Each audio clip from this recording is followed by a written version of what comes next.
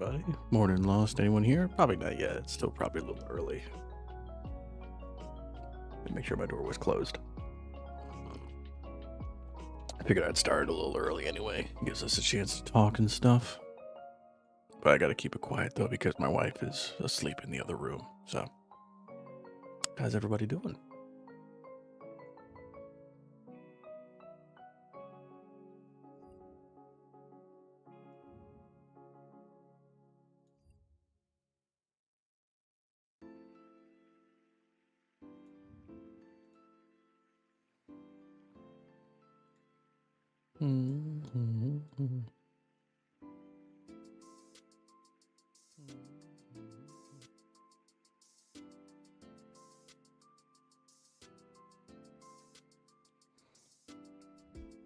Hey, what's happening, Sage? How you doing?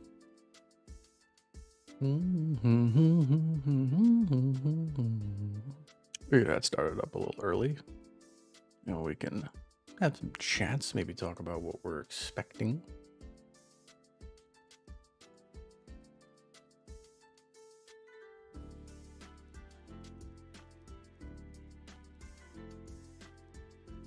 Hey, what's up, Ronan? Let me know if the background music's a little bit too loud or too soft. I'm experimenting with just having some lo-fi in the background while we wait. Howdy, everybody. Howdy, everyone.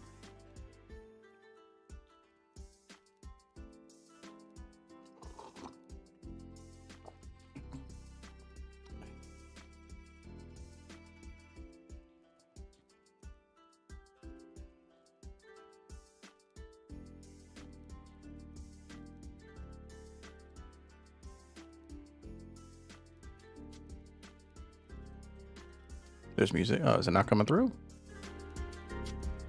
Should be having some like little background music. Early stream? Well, Tom, the devs are doing, the big Deep Rock devs are doing a big live stream in like 40 minutes. So we're doing a watch party for it. Should be coming through. Try that. It's a little bit louder now.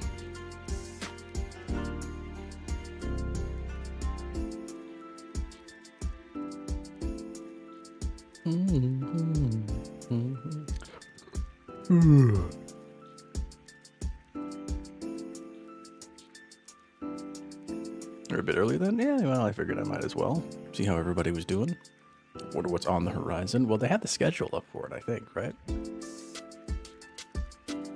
Let's see here. So let's see. What do they have planned? So it starts off with the welcoming.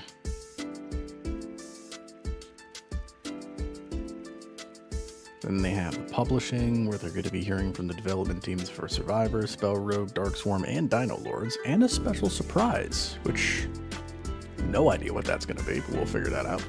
We're finally getting some merch for GRG, which I'll probably have to pick up some of that at some point. And then we're getting pretty early on, we're getting the State of Rogue Core. So it's not going to be that long of a stream, I don't think, but we're basically just going to be talking about, hopefully we'll get something. Take a look at where we're at with Rogue Core, including discussions of the art, design, lore, and gameplay so far. Save time for Q&A afterwards. So I don't know exactly what we're going to be getting, but I'm sure it'll be something. We might get a new trailer, possibly. That would be kind of cool if we did.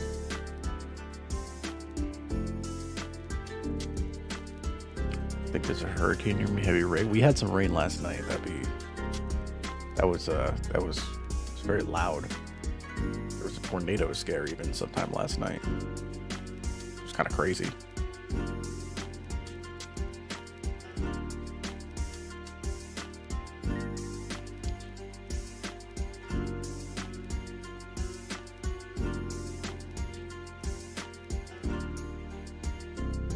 Anybody have any ideas as to what they think they're going to showcase? Do you think we might get a trailer? Do you think we might get some a release date for an alpha, possibly? You never know. That'd be really cool if we did.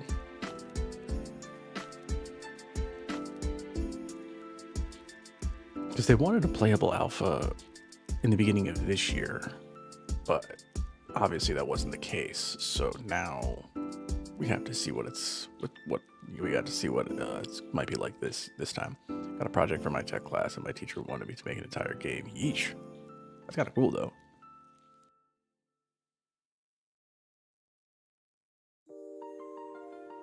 I didn't know they were streaming.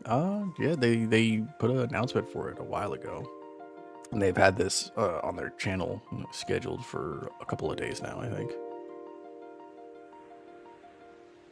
Ba-da-ba-dum-ba-bum-bum.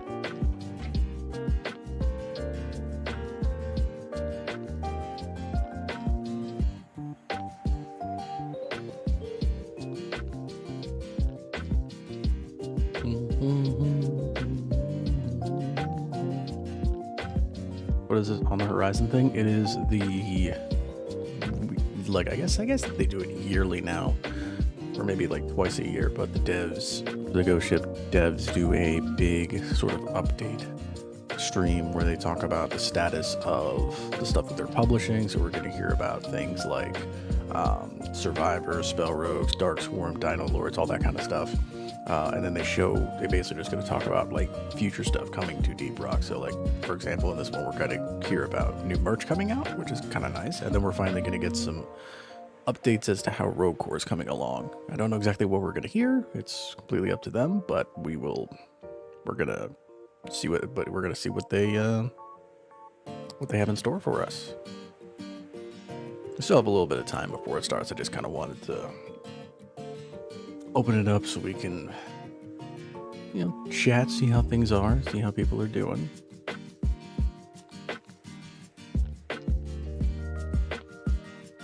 Wonder if Rogue Core will be closed beta early access still on the cards for 2024. I swear the slating.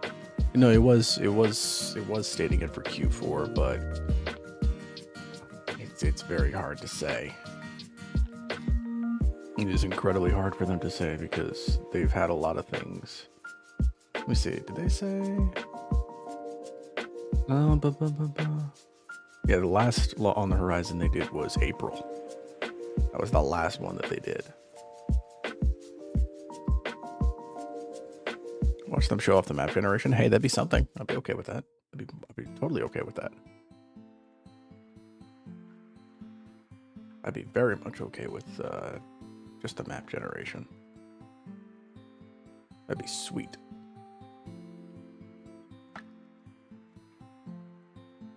Let's see. Oh, here we go. So let's see here. Well, they changed it around now, so yeah, this says they have a closed alpha planned for Q1 of 2025. Hold on, let me see here. Can I? No, not that.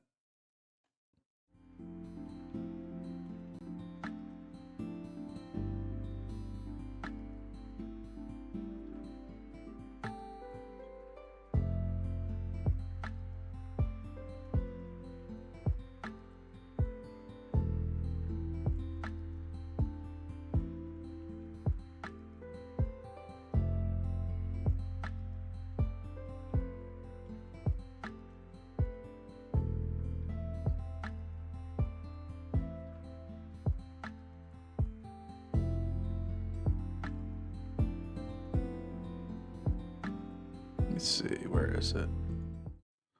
Yeah, there we go. So we have for the roadmap, it was around here, like it was around Q4 of 2024 that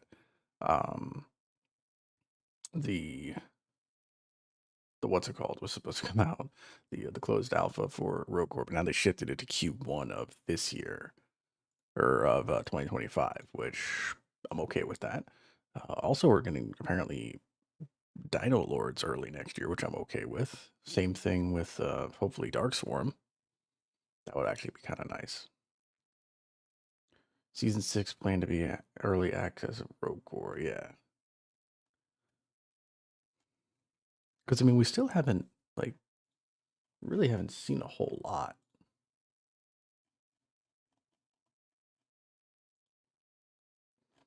They could really showcase legitimately anything they wanted to.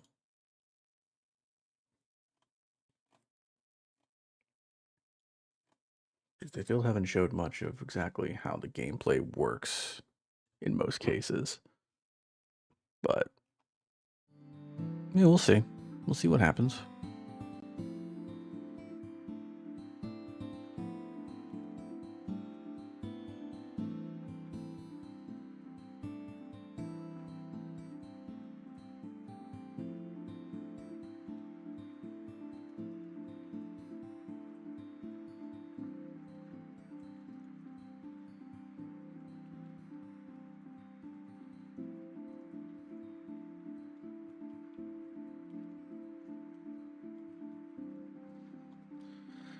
Let's see how it goes.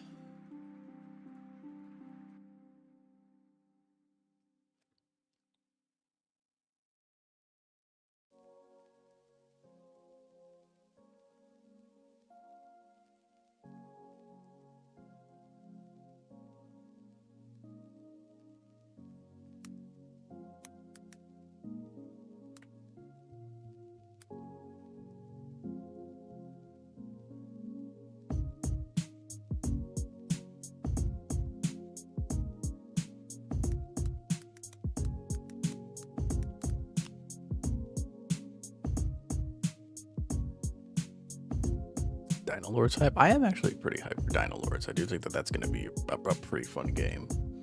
It's just such an out of pocket like idea for a game that like I am actually. I think it's super interesting. Sometimes there's those types of games that are just so wild and ridiculous that they end up being really, really good. So.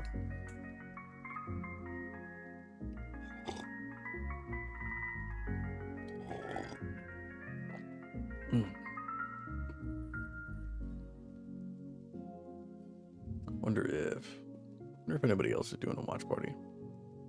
You played the new Stalker? I played a little bit of it yesterday. I didn't get super far in it. I was gonna play more of it today, but after this, I gotta work on a video for this, so we'll see what happens. But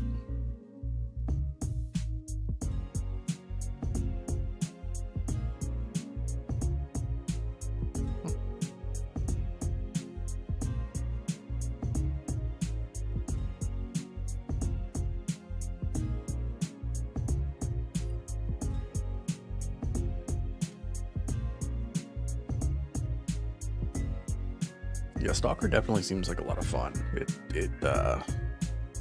It seems like basically just Metro with even more added on top of it, which I'm kind of okay with, but I definitely do want to play more of it and see what happens.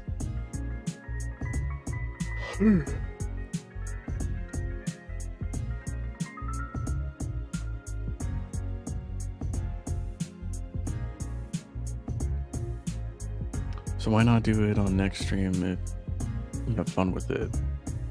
I don't know if it's one of those games that I could see, like, and I was actually gonna say this in a post either later today, depending on how this is going, because right now we're fine, but like with all the issues I've been having with my stream getting view botted lately, I was planning on taking a breather from streams for a little while until I find some way to figure out how to fix it, because literally I was doing a test stream yesterday where I wasn't actually live. It was like a private stream, and even that it got view botted by people who weren't even there. Like the stream wasn't actually even like up and running, and people were still somehow watching, even though that's not possible. So I might I don't know, I might take a breather from that for a little while. But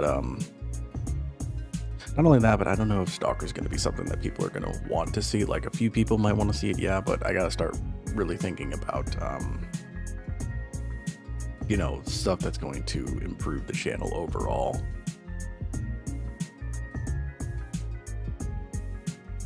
Not a hurricane, but a lot of gray clouds. Almost a hurricane? Well, hope you're okay.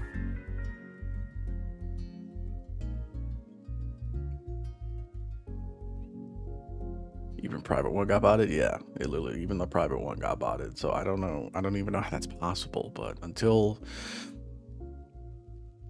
I figure out how to fix that or how to handle that situation, I'm probably going to be very sparse with the streams for a little while. Just because it is starting to get really irritating. Because it doesn't help.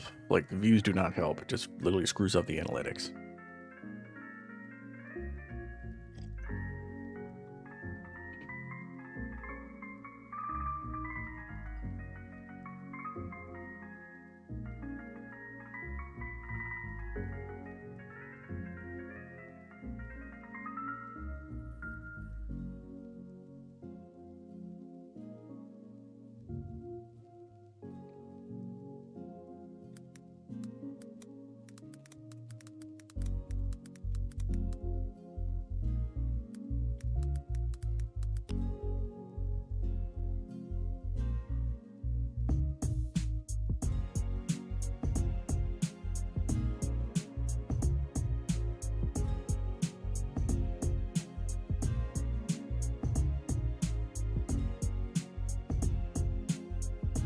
Rocket Stone, thank you, noob. How you doing?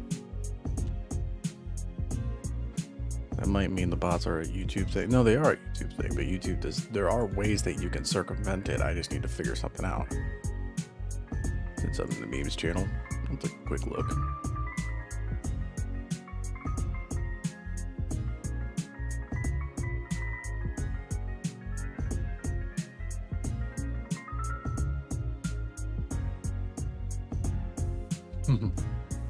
That's funny.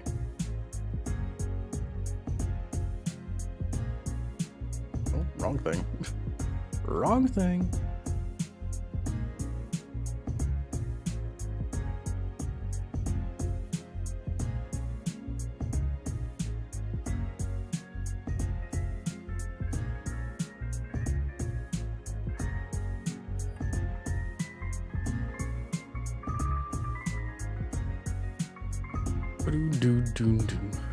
Never mind, it's in general chat, wrong channel. Oh, okay.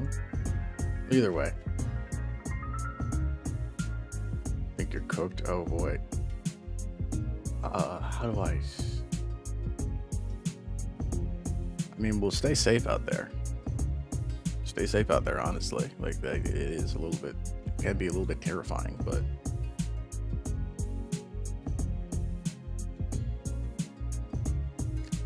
oh, excuse me.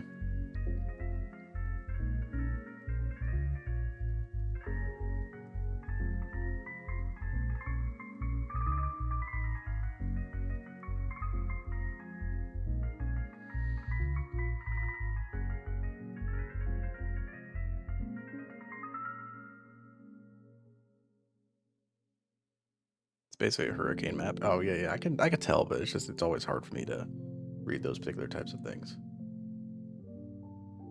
I have a question. You ever think about learning specifically banjo? Can't say that I ever have. I mean, I played guitar for a little bit, like back in high school, but I haven't touched it in years.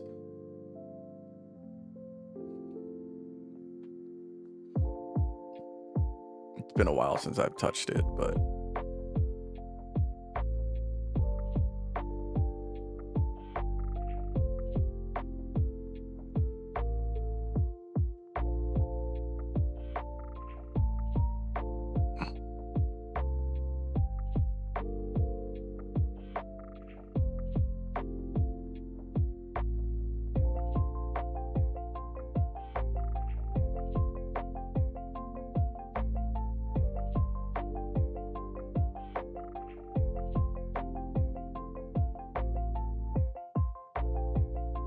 favorite framework or paint job? Ooh, that's a tough one. I mean, the Neo-Techia stuff is honestly really good. I am also a fan of Mil-Spec, even though I know some people don't like it. I just like the very clean sort of like military type look for it. And then for paint jobs, that's a tough one. There's so many good ones, and it really does depend on what framework you're using. I do like the one you get from the supporter edition, the like gold and gray one. And then what's another one I like? I like the one that gives you kind of like a green digital pattern. I forget exactly which one that's called, but that one's a really good one too. Who plays the banjo? That's kind of a niche instrument. Hey, listen, I've seen some people play even more niche instruments.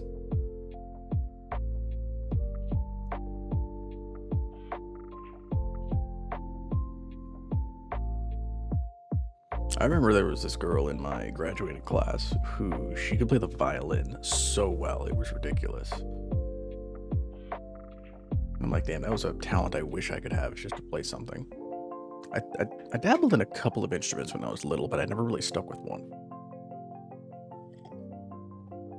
My family had a piano in the basement that my grandpa would use, and I would mess around with that a little bit, but I never really learned how to like play it. And then I took drums in like elementary school, I think, and that didn't last very long.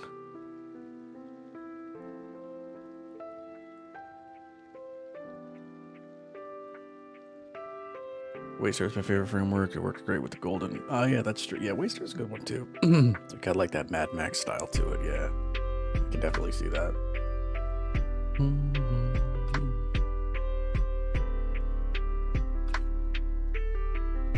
What? There's two?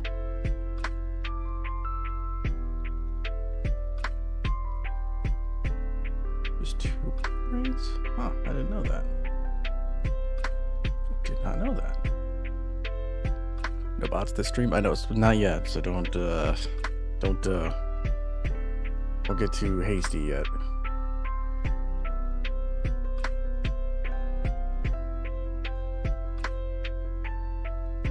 Get this. Oh, Vesper's host, that's why. Still too early to say. Yeah, we gotta give it a little bit of time, but we'll see. So far it is looking a little bit better, but I don't want to get too carried away. But thank you all for being here, by the way. I know I don't know what time it is for some people, but for me it's like 7:30 in the morning, so it's early for you guys. I appreciate it.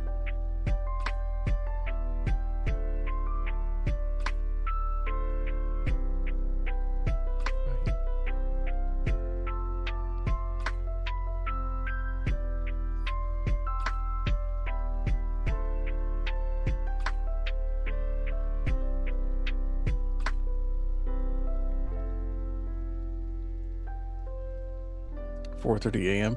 Oh man, go back to bed. I'm at 4:40. Either way, bro. More people than I was expecting to be here. Well, I mean, it's a big event too. Working on some card games lately. None of them were good. Not quite. I quit them sadly to get one done. Right now, I'm trying to do a skeleton-related one. It's kind of sticking with me right now. Like, make your own card game? Is that what you mean?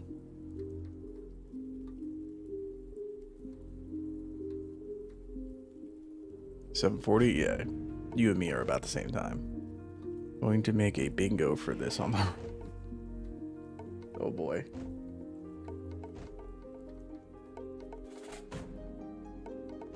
I feel like didn't they joked about that like a while ago.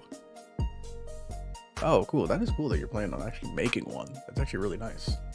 I remember this was a while ago. I'm a big Magic the Gathering player, and I remember some old college buddies of mine.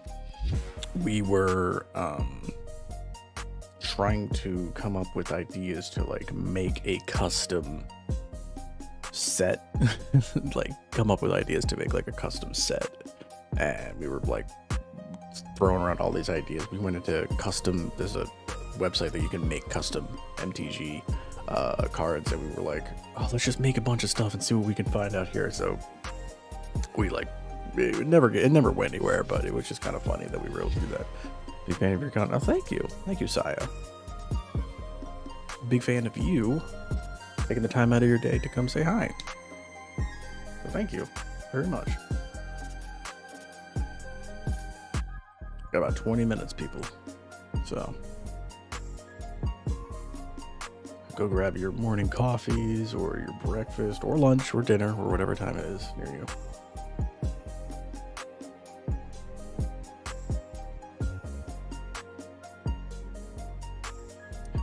I don't know what to expect from this one. I'm gonna be honest with you. really don't know what to expect from this. I mean, I know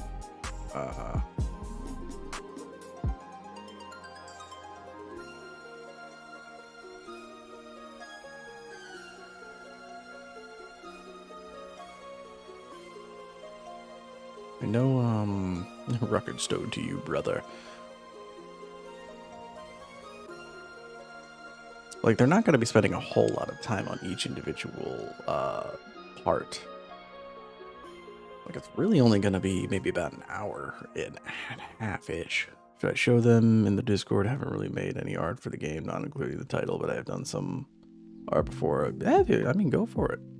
Like, I'm never going to say no to somebody showcasing what they've made. I'm really hyped for the merch announcement, but the merch is pretty nice. I am kind of hyped to get some merch finally. I mean, obviously the biggest thing is the Rogue Core stuff, but I don't know how much we're gonna get for it, so that's the biggest thing. I honestly don't know what to expect either. I don't want to put it on the bingo board.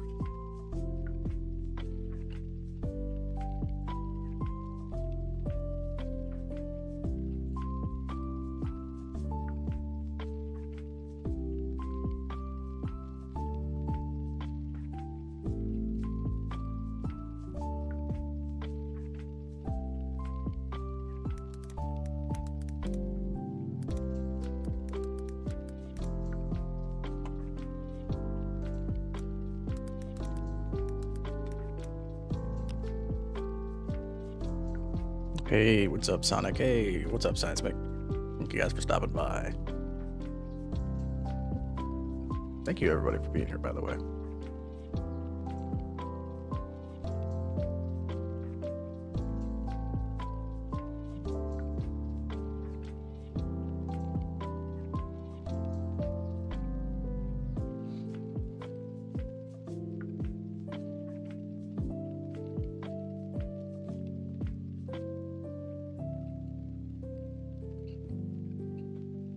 Is anybody else, any of the others streaming this? Is Ron streaming or anything?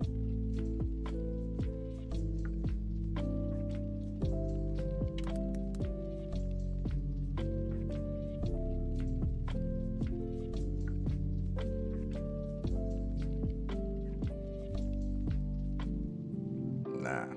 So what about Sniss? Is Sniss doing it? I'm surprised. I'd be surprised if Sniss isn't doing something. He's not. Interesting. So, all right, let's see. What do we got here? What do we got here?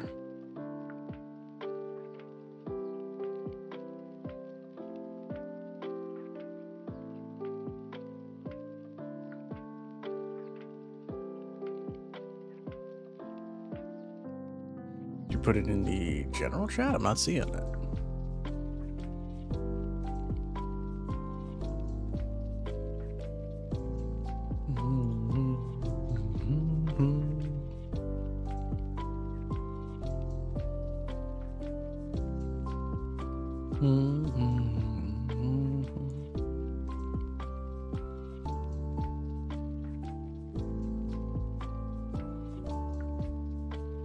Ever played with Zanny? I don't believe I ever have, no.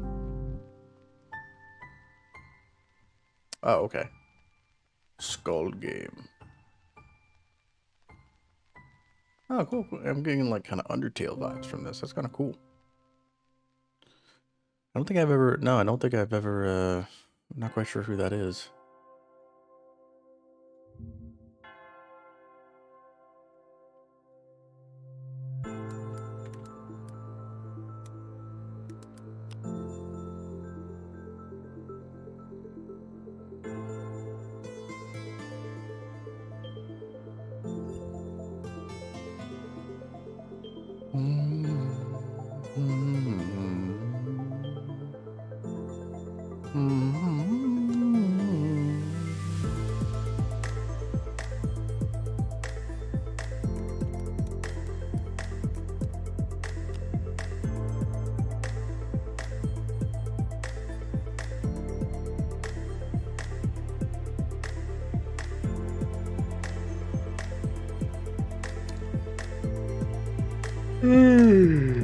Oh, excuse me. Apologies.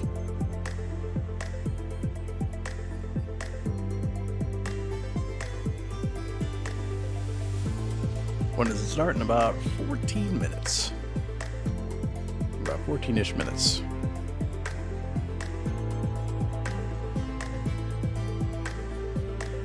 As it's so blue, it's clearer than you should. Oh, thank you. Well, a lot of it's also because of the light too.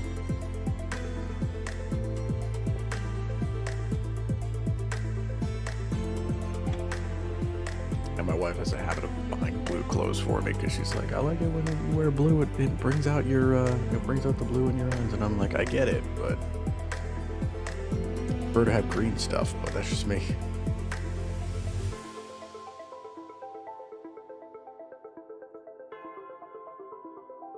Mm-hmm.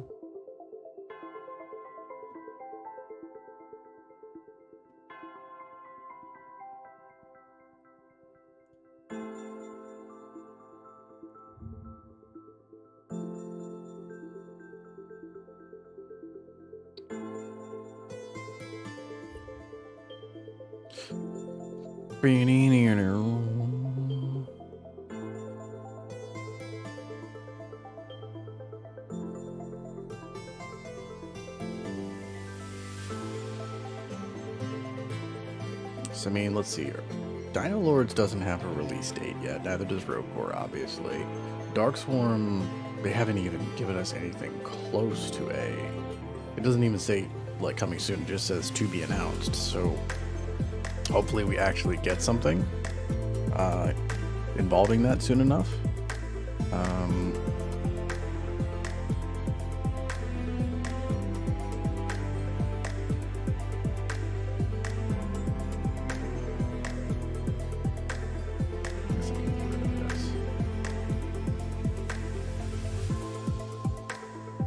But I mean, we'll see. We'll see what happens.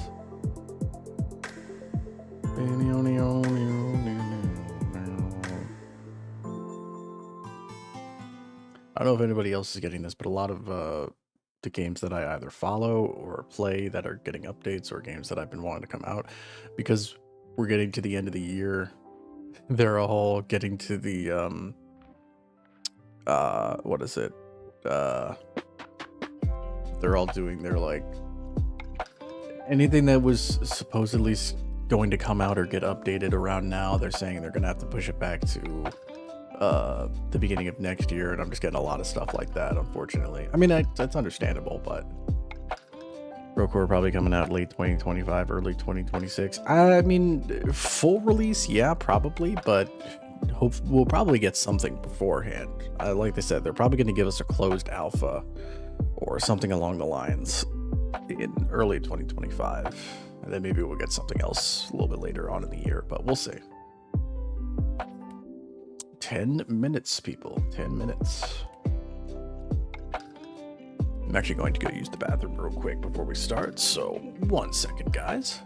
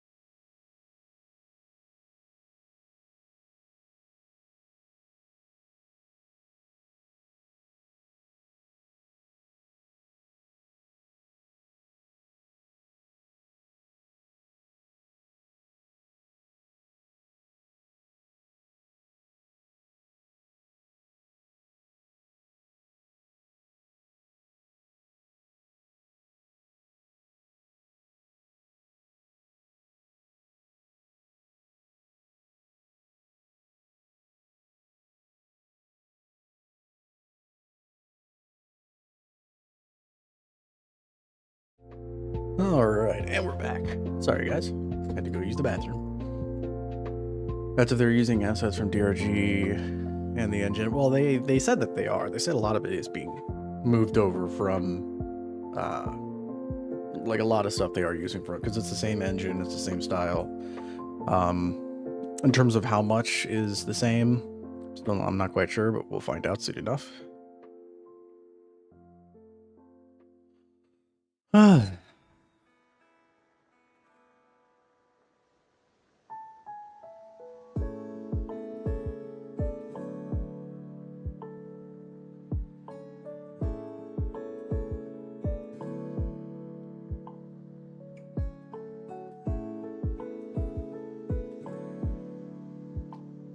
I did all my coffee, ate my breakfast, so I'm good to go.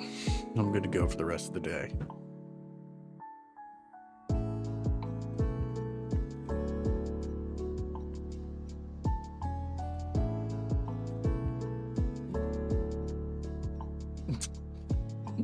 People are getting antsy in the actual stream chat if anybody's got that pulled up too. They're like, longest 7 minutes of my life. Mood. I have a question for everybody. This is gonna really... What is your favorite guilty pleasure game? Like a game that you don't want people... Like a game that you're kind of upset that you like, and you're a little bit embarrassed to say that you enjoy playing, but still one that you like playing nonetheless. I'll start off. I'm still a big fan of playing Destiny 2, even though I know it's a... I know it's in a bit of a weird spot right now, but I still think it's a lot of fun. But like, what's your guys' favorite guilty pleasure game? Hey, what's up, Kazuma?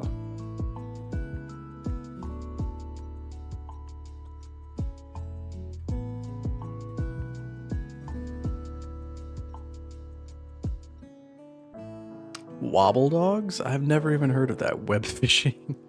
I saw a friend of mine play that yesterday, and it is certainly a trip. The heck is wobble dogs? Hold on, is that a real thing? You might not want to know mine. Oh well, now I really want to. What is this? Wholesome, cute, sandbox, colorful. What is this? Like freaking party animals or something? That's kind of funny. Conan Exiles. That's a good one. I wouldn't necessarily say that's a guilty pleasure. That's just a fun survival game. Yeah, I looked up wobble dogs. It is certainly something. That's not something I think I'd be upset with people knowing. It's kind of funny though.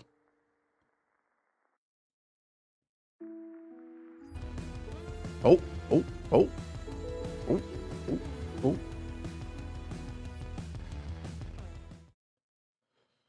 We're there, people. We're here. Is it coming through? Oh, let me... Can you guys hear it?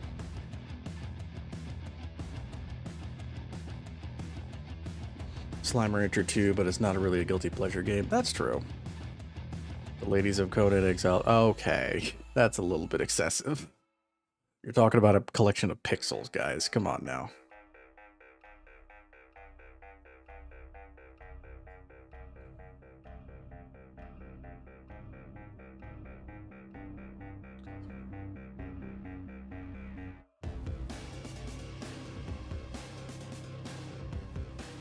Slime Rancher 2 is not fully out yet. Yeah, well, I mean, but you still know basically what it's like.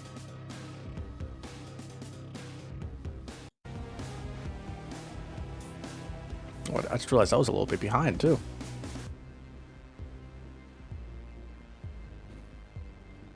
We're almost there, people. Pixels and physics. Well, yeah, but my point still stands.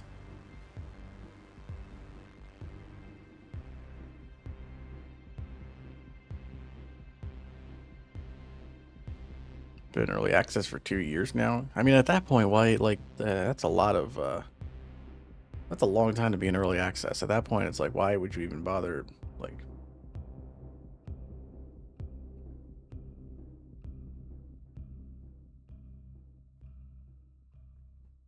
I wish more people can play Wobble Dogs. I know it's weird and stuff, but it's actually good. I mean, I have a buddy of mine who just finds...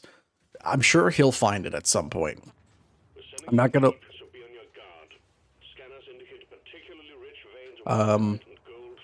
What is it? I have a friend who like just finds the most obscure games out there, so chances are he'll probably find it for us eventually.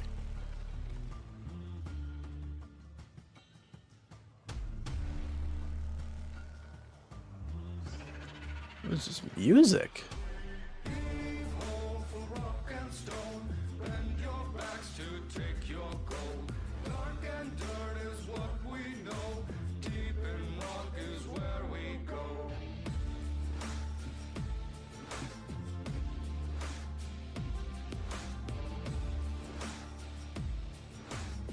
Almost there, people.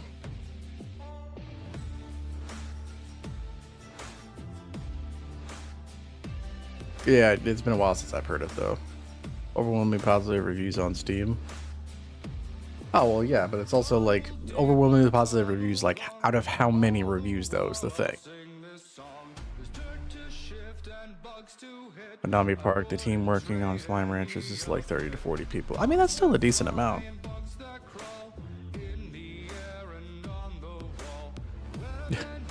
Good morning to you too, Sleed.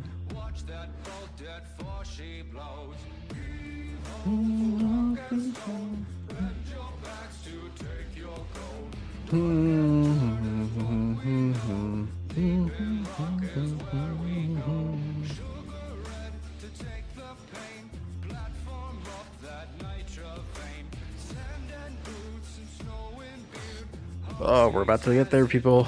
Can we get some rocket stones in the chat? Can we do that? I'm not going to have chat showing on screen also either, just because I want to show as much as humanly possible. Actually, let me also... Why do I have... There we go. I don't know why I had my camera not in the very top corner.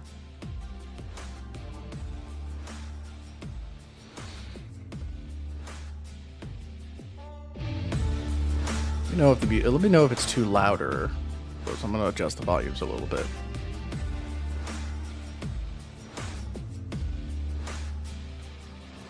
Volume good? Am I too loud? Is the stream too low?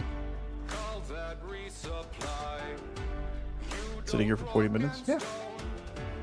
I needed the time to wake up when we were talking and all kinds of stuff, so...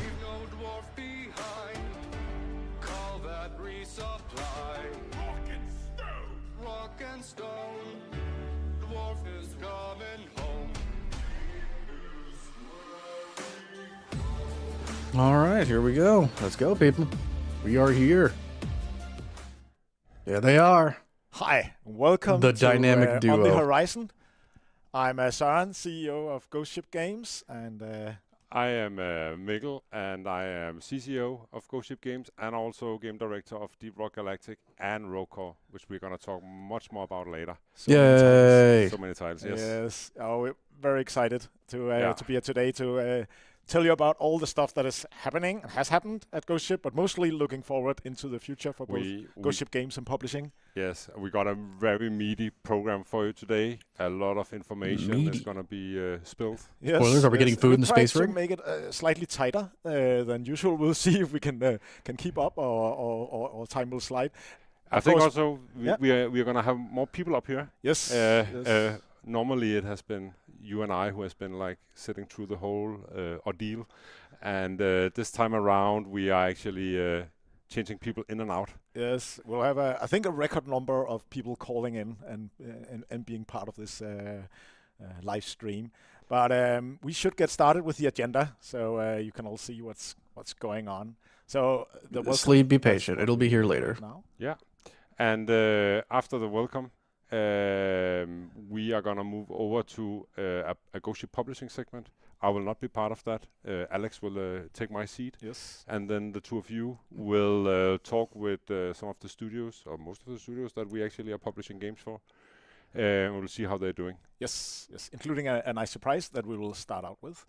After that, we'll have a merchandise showcase. As you may have seen, we posted a little bit about this. Finally, we got a new merchandise lined up for you. Aaron and Alex will walk you through all the cool stuff, including a reveal of another special thing that will happen. So many special things yes. is gonna happen So many special things. Yeah, very exciting. And then, last but not least, I'm Mike, the lead designer of Deep Rock Galactic and Rogue Core, is gonna join me up here, and then we are gonna talk a lot about Rogue Core. Talk a lot about it, so we have a lot. Big chunk of this whole live stream with possibility for people to ask questions as well, right? Yes, and I think we are gonna have a small sneak peek video from the game. We Real are footage. gonna have footage. We're gonna have more video. Hell we're gonna yeah. have a live demo within Unreal where we're gonna showcase enemies and whatnot. So a lot of stuff. So stay tuned. I'm very interested in this. And just looking briefly back to this year, we had Season 5 for Deep Rock Galactic. OG Deep Rock Galactic came out June before summer, and it broke all the player records once again, and turned out to be more or less exactly what you wanted. Streams Of course, we know pre-recorded? you I want don't think more, so, no. and we know you are sitting out there waiting for You're saying for the hopefully entire yes, Season I am. 6 one day.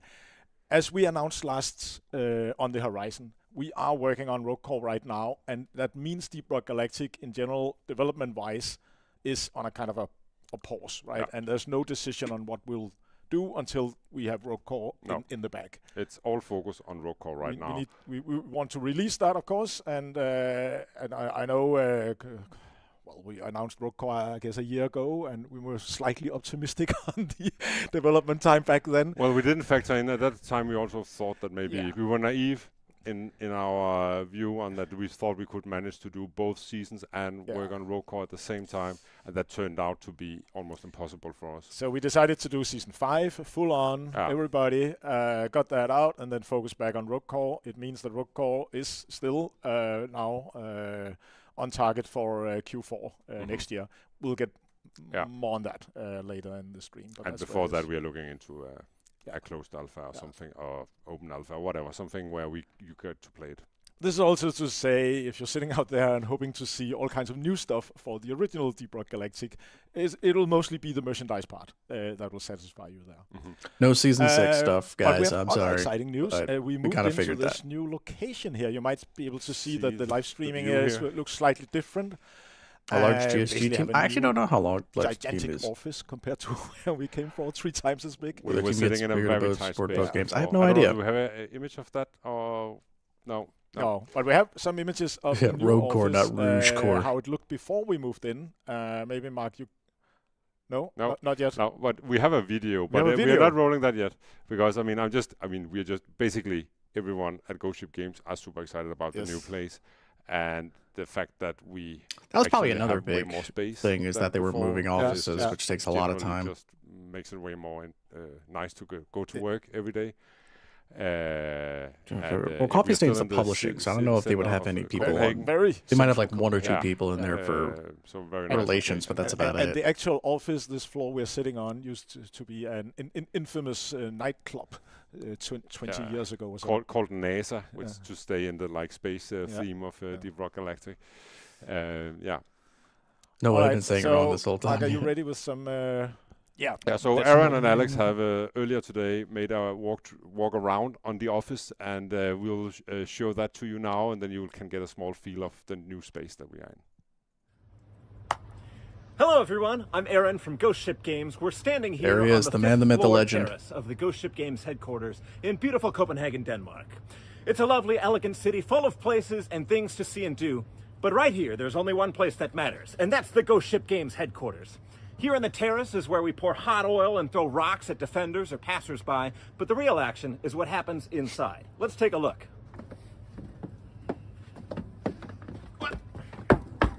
It's very important to wipe your feet because the place is new. All right, so as Aaron you is can see, amazing. He there's is the mess definitely great. around from various setups as well as we're still moving in. It's a process. Over here is where we're going to have a cool streaming room. Once we get our decks together enough for that, we're moving right along. This is where we eat lunch. Lunch is one of the 3 meals of the day, and it's a very important one. We have some gifts from other studios, which is very kind of them. We just had a housewarming party, which is a lot of fun. We've got Jacob, who's being shy. We've got a coffee machine over there. We've got tons of silverware. We've got a hand sanitizer that's not just for show. It really works. Let's take a look downstairs. Now, the cool thing about these stairs is not only can you go down them, but you can also go up them as well. No way. But today, as you can see, we're going down them. I don't know if you're able to see the camera, but we also have a loud corridor, or a, what's it called? This is an open atrium, and our neighbors are like a trivia show, and then also like a mini golf bar. And the bar opens at like 2 p.m. And so sometimes you can just hear them playing like pitball from upstairs, which is fun. We're here on one of the third floor here. Man is a marketer, he really is. And yeah, he is in good shape. Fuck yeah, let's go check out this. Can we swear on this? I guess we are. Anyway, we've got He already some, did. Some movement nest here, some extra screens, some tech and things like this. And in here is one of the cool pieces of hardware. Does my chip work or does yours? My chip doesn't work. Alex, we need your chip. Oop. Got it. All right, we're in. We're not in. Is it this key?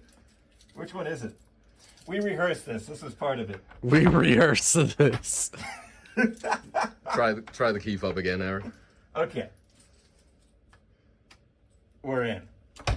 Fuck. All right, anyway, there's a bunch of servers in there. And the servers are a complicated piece of machinery, and we use them to monitor each and every game you play in Deep Rocket Galactic. And right when the match is going well, that's when we spawn in a bulk detonator and a bunch of Macteras. See? I told you he's in charge of it. What's going on? This building actually used to be a big old nightclub some years back. So this is one of the production floors. We've got computers and keyboards for typing on them. We got coders. I don't really know what coders do, but I guess they code. We got some admin. We've got Beyond. Beyond does QA. Got QA and admin over here. Let's see, what else we got? We've got one balcony out there, which you can use for hanging out, catching a tan, the lifting weights, flying kites, whatever you like. Over here, and this is where I need your help.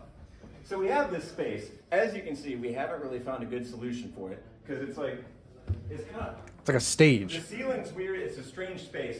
Anyway, to all of you out there, if you're watching this, please leave a comment with any ideas on what we can use this for. Sleed, I know you got something.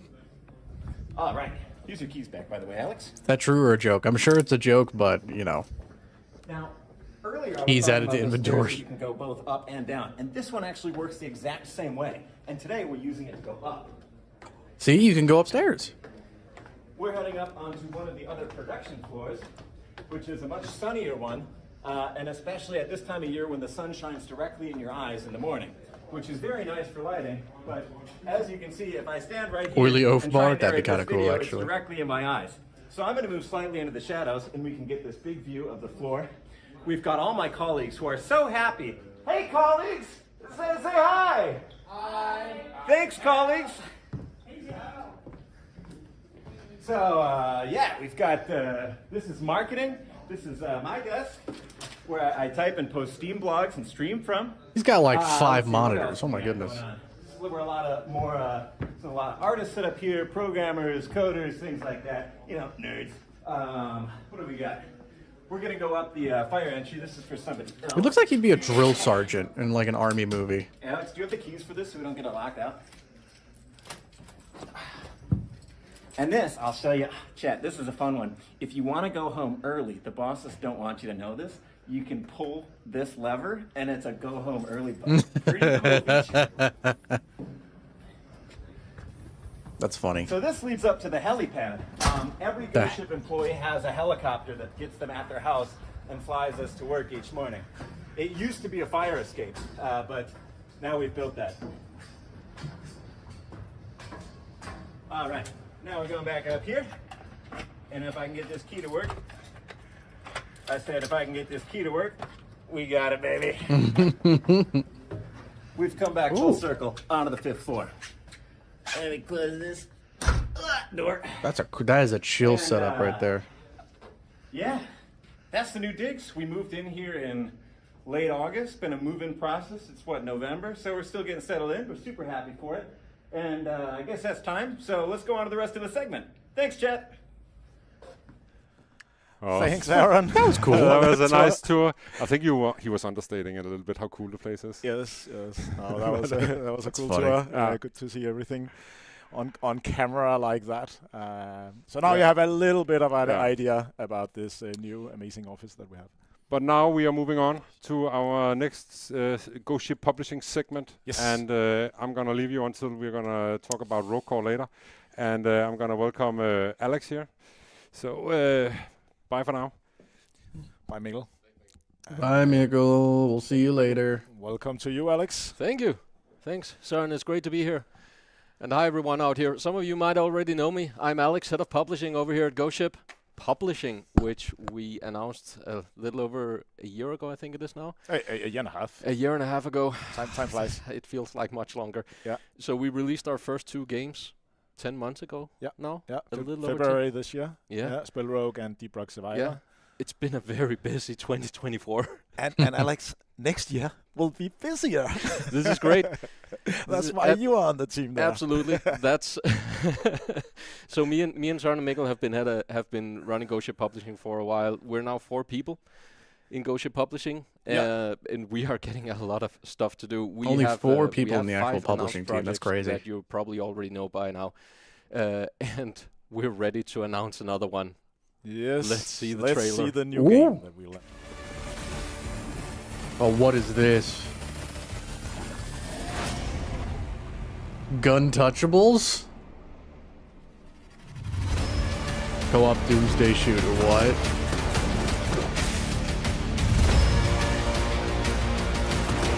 Oh my goodness.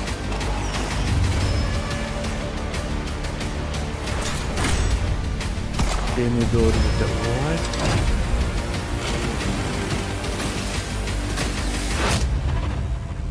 Vote on enemy. Oh. This is kind of silly, but also kind of cool. Oh, okay. Each character has like their own stuff they can do. That's kind of cool.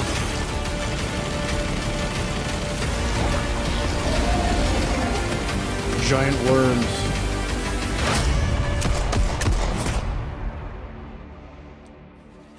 Okay. Okay. Chat, that's a W, right? That's a W, right? Can we get some W's? That's a W in the chat right there. That is so cool. I love this game so much. And of course, welcome to Martin and That's Lars. a W from game GameString. right there. That's kind of Great cool. that you can be there. Martin and Lars, Thank you very much, Alex. we played this game a bunch while it's still in development over here at Ghost Ship, but could you please tell everybody who's watching what is Gun Touchables? Yes, The title of itself is course. really cool. Thank you so much for inviting us, and I will present the game a little bit. It's an online co-op Doomsday roguelike, and you play as a group of preppers that have been preparing for this their whole life. So this disaster is built for them. You are kind of going out collecting resources and upgrading your characters in preparation for this big fight in the end of the game. And the gameplay is kind of like Nuclear Throne meets Left 4 Dead, where there's a heavy emphasis on the teamwork, and you gotta Is there friendly both, fire? play well individually, but you also have to keep making sure your team is doing well. My freaking headset's giving me issues. Yeah, you don't want to stick in the levels too long because then you get overrun by mutants, as you see. But you also want to stick around long enough for them, for you to collect enough upgrades to be strong enough to make it through the whole game to the final boss. What's this game is Martin called? wants to Gun talk a little bit more Touchables. about It actually looks really this, cool. risk-reward balance. there is in the Co-op, game. roguelike, survival, Right, yeah, thanks, loot Lars. gathering. It looks like a lot of On fun. the surface level, as you can see, it's a very Oh, shooter, right? With almost arcadey style. And in order to make sure that there's also a little bit more meat in the game, we are working on.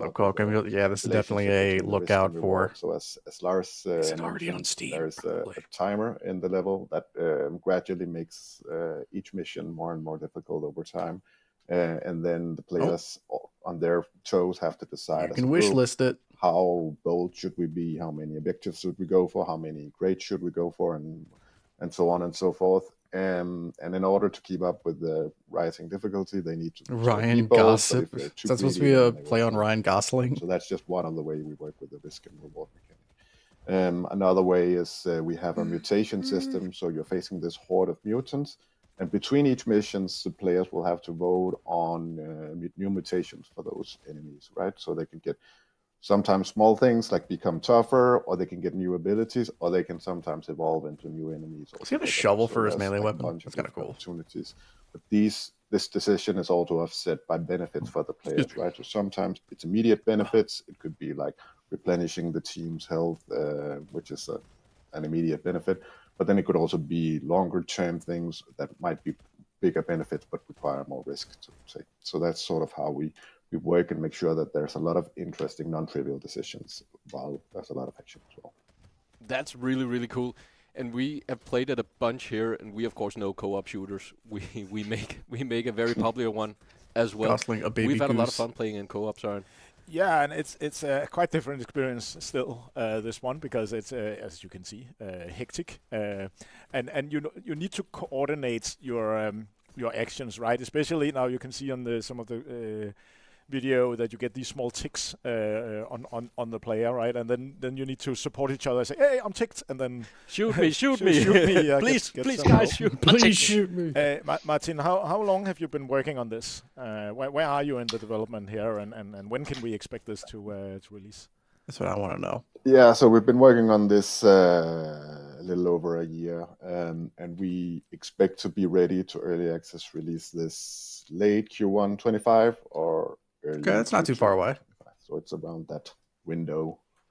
Not too far away. That we would deem it ready to the public. And how big is your team on Guntouchables? We're 6 members working on it right now. Oh yeah, that's not a lot of people. Team, but a really the nice aesthetic is so project goofy as well. Everything is systemic, and it's very easy to sort of fill new content. Oh, okay. So I see. So you like plan out your route. Possibilities. So it's a super cool project to work on, and I'm really excited. I think it's going to be. So you want to get all the way back? I see what you got to do here. It's already fun. It's all very very fun, and I absolutely love the concept of playing as a prepper. that just is so excited about this apocalypse coming by. Martin and Lars, for people that want to follow along on what you're doing with Guntouchables and when it's coming out, and maybe if they can play a demo or something before that, do you have a Discord? Where do they go to follow you and connect with you? And we have a Discord server where if you can follow along, and we'll try to be a little better to update. We've been very busy preparing for this segment and the game in general, but we'll try to be a little more, take a little more time to update what's going on now that we have a bit more and early access launch is closing in. So, but yeah, you can follow the Discord, and there's a link on the Steam's webpage, the Guntouchable Steam webpage, and you should maybe consider wishlisting as well if you find the game interesting. That will be super helpful for us, at least. Already did it. Absolutely wishlist the game. I will. Cause so streamable? Absolutely. This is definitely a nice party game. I've had a lot of fun playing with people here from the office, just from where it is now, and it's only gotten better over. Oh, they're about to die. Yeah, and by wishlisting and following, of course, you will also get notified when the demo, the playtest starts, which will be in a foreseeable soon future, of course. So as you can see, the game is really very playable as it is, and there's not long to we need to get some of you in to help. Am I disappointed? Oh, I'm sorry. I just have very bad natural resting bitch face. I'm so sorry. I'm focusing on something. It looks like I'm upset, but I am actually very much liking this. And showing us this. It's just when I'm focusing and absorbing stuff, I look like I'm angry. On the other side. I'm trying to get better with it, but in the beginning of the new year, for sure. Yeah, thanks for having us on. We're really happy to join the family. This looks so much fun. We're glad you're here, Martin and Lars, and the rest of the Game Swing team. All right. Yeah, thank you so much. Yeah, Søren. A new announcement. We weren't busy enough. No. One more game. So we added one more, and of course that's maybe what you should do when you are a publisher. But we have to remember that we're publishing early access games, and these games are we are looking for games. I secretly that can hate stay party for a games. long Yeah, time, I don't right? like playing So party basically games. I means like playing that games that I whenever can we put only in a play new by game in the myself pipeline in here, solitude. it continues hopefully. In Yeah, the that's why I pipeline for a play. long That's time, why so we're that's why I make bit content on hesitant a on adding new cooperative budget. shooter. And jokes aside about us being busy, the developers themselves are doing a lot in terms of in terms of getting this game not just done but also published. And it's great working with people like GameSwing and the rest of the developers who are so excited about going through this journey and getting their games into the hands of people. But speaking of great developers to work with, the next is Guidelight Games from the developers of Spell Rogue that released into early access. I do like Spell Rogue a lot, so I kind of want to see what they got planned. We have Tim and Torbjørn on the line, joining us. Hello. From their office. Hello, everyone, and Pau as well. Yeah, not just joined the team. You expanded your team. That's a new boss. Exactly. Yeah. He has so many dice. I had a third person after 3 years of development, but we've been really happy with how Pau was able to help us already. So the team has expanded with the game genre so well. So Spell Rogue is a lot of fun. Super fun project to join. It's a game that I already love playing a lot, so it's been a treat.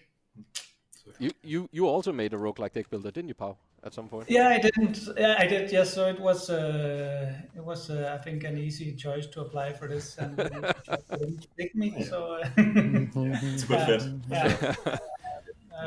I love the genre. And I think it's, hey, what's up, Devils? Pau can help us doing with great. design Thank you. right Hope away. you're It's been a few months. also and doing it's already great. been super helpful. And we at Ghost Ship Publishing are of course also very happy that you're here, Pau, because it's been awesome working with Tim and Torbjørn, and they've been very busy this 2024 year. That's true. They released about 10 months ago, and I think you did 5 updates. No, I know you did 5 updates in that time. Yeah, and they have weren't small been updates. They were going some through pretty, this quickly. pretty chunky update. You've been busy. Is there anything is there anything you want to call out over these past 10 months? Sorry, one again? Is there anything you want to call out that you've done here over the past 10 months? We've been busy just adding all kinds of stuff, like mechanics, features, new content. Like one of the big ones recently has been I haven't played that many, but or improving the I'd difficulty have to think about that a little bit. The descent system, and we also just added like things into your gameplay where you can upgrade spells in different ways. It's the rune system, is what we're calling it. Also did some major changes to the ritual systems, which was a system that you just like slowly builds up a spell. We're giving them a lot more interactions with the game. And I don't know. There's a lot of those mechanics that we have just improved over time, and just things that we didn't feel we quite nailed from early access. We just like improved. You also got a lot of people into play it, right? You also got a lot of people into play it over early access and give feedback and Probably don't interact play with them. it. I don't play a whole lot of I them. guess you but didn't plan out all of them. I would have to really think about which one I like the most. Early access. It's been very feedback oriented from the community. We of course have had a rough idea of like what elements we wanted to bring to the game. And we always had a huge backlog of ideas, like from years back, that we wanted to do at some point. So as soon as early access was out, we already started working on some of those ideas that we had in mind. So we've been adding a ton of stuff. Which is also great. Why having Pau here is awesome. Just so we have more time to actually make all the features. So much dice, it's ridiculous. And of course, we also, as you can see, with the milestone plan we just showed. Every update has also added a ton of new spells and artifacts and mutators, so we just keep adding more things into the game. It's a game like ours is just more fun if there's more opportunities, more variety in each run. So So the game has 3 characters right now: Earth, Water, and Fire. Aren't we missing one? Can we get a lightning? Yes, we are. We need one more element. So just to talk about like we need lightning. New things coming and. Not a permadeath enjoyer makes games way more. I'm a permadeath figurative roguelike. It depends on how it's done. I don't mind permadeath stuff in games depending on how it's done. About, which we But I think Pau has been the main driver behind that. I start off. He's got flesh the one out thing this that lets him because, of course, duplicate the air dice. It's such a character, strong one. Tim and Torbjorn, they wanted the fourth character since forever, I think. So there's just this huge backlog of ideas for this character that I have been. I wonder if they're going to go wind or like, lightning, because I've seen people do both of them. Like the wind element is actually like lightning, which would be kind of cool. New things now, and but it's this. Then what about Dead Cells? I never played Dead Cells. We're trying to do something where it's a flying character that has like makes lightning and is a bit yes, please, lightning swifting between different phases of the aspects of like make it easier to get and, into. Yeah, that's probably so like more my style. Fast and aggressive character, but one that can also swift its move, sort of yoga or meditative in that sense. And I think it's savagery strong. And some of the mechanics we try to do with this is then where spell positioning matters. So like you can move your spells around and they will have different effects in different positions, and you can make conjure up lightning as a resource that you can both use as sort of electricity for some other spells, so you can just have it. I'm pretty sure that's what they said Rogue Core is going to be, as a rogue light. Enough on other enemies is sort of the things we're exploring. So it's there's a ton of fun things there, I think. We're very much looking forward to playing it ourselves. We've been playing Spellwork quite a lot, some more than others. Not tried the new character yet. No. So looking forward to that. So when is Spellrogue done? I mean, when GSG uses Rogue, they mean Rogue type game. So well, our plan I at think the they moment mentioned is that a while ago. releasing around March next year.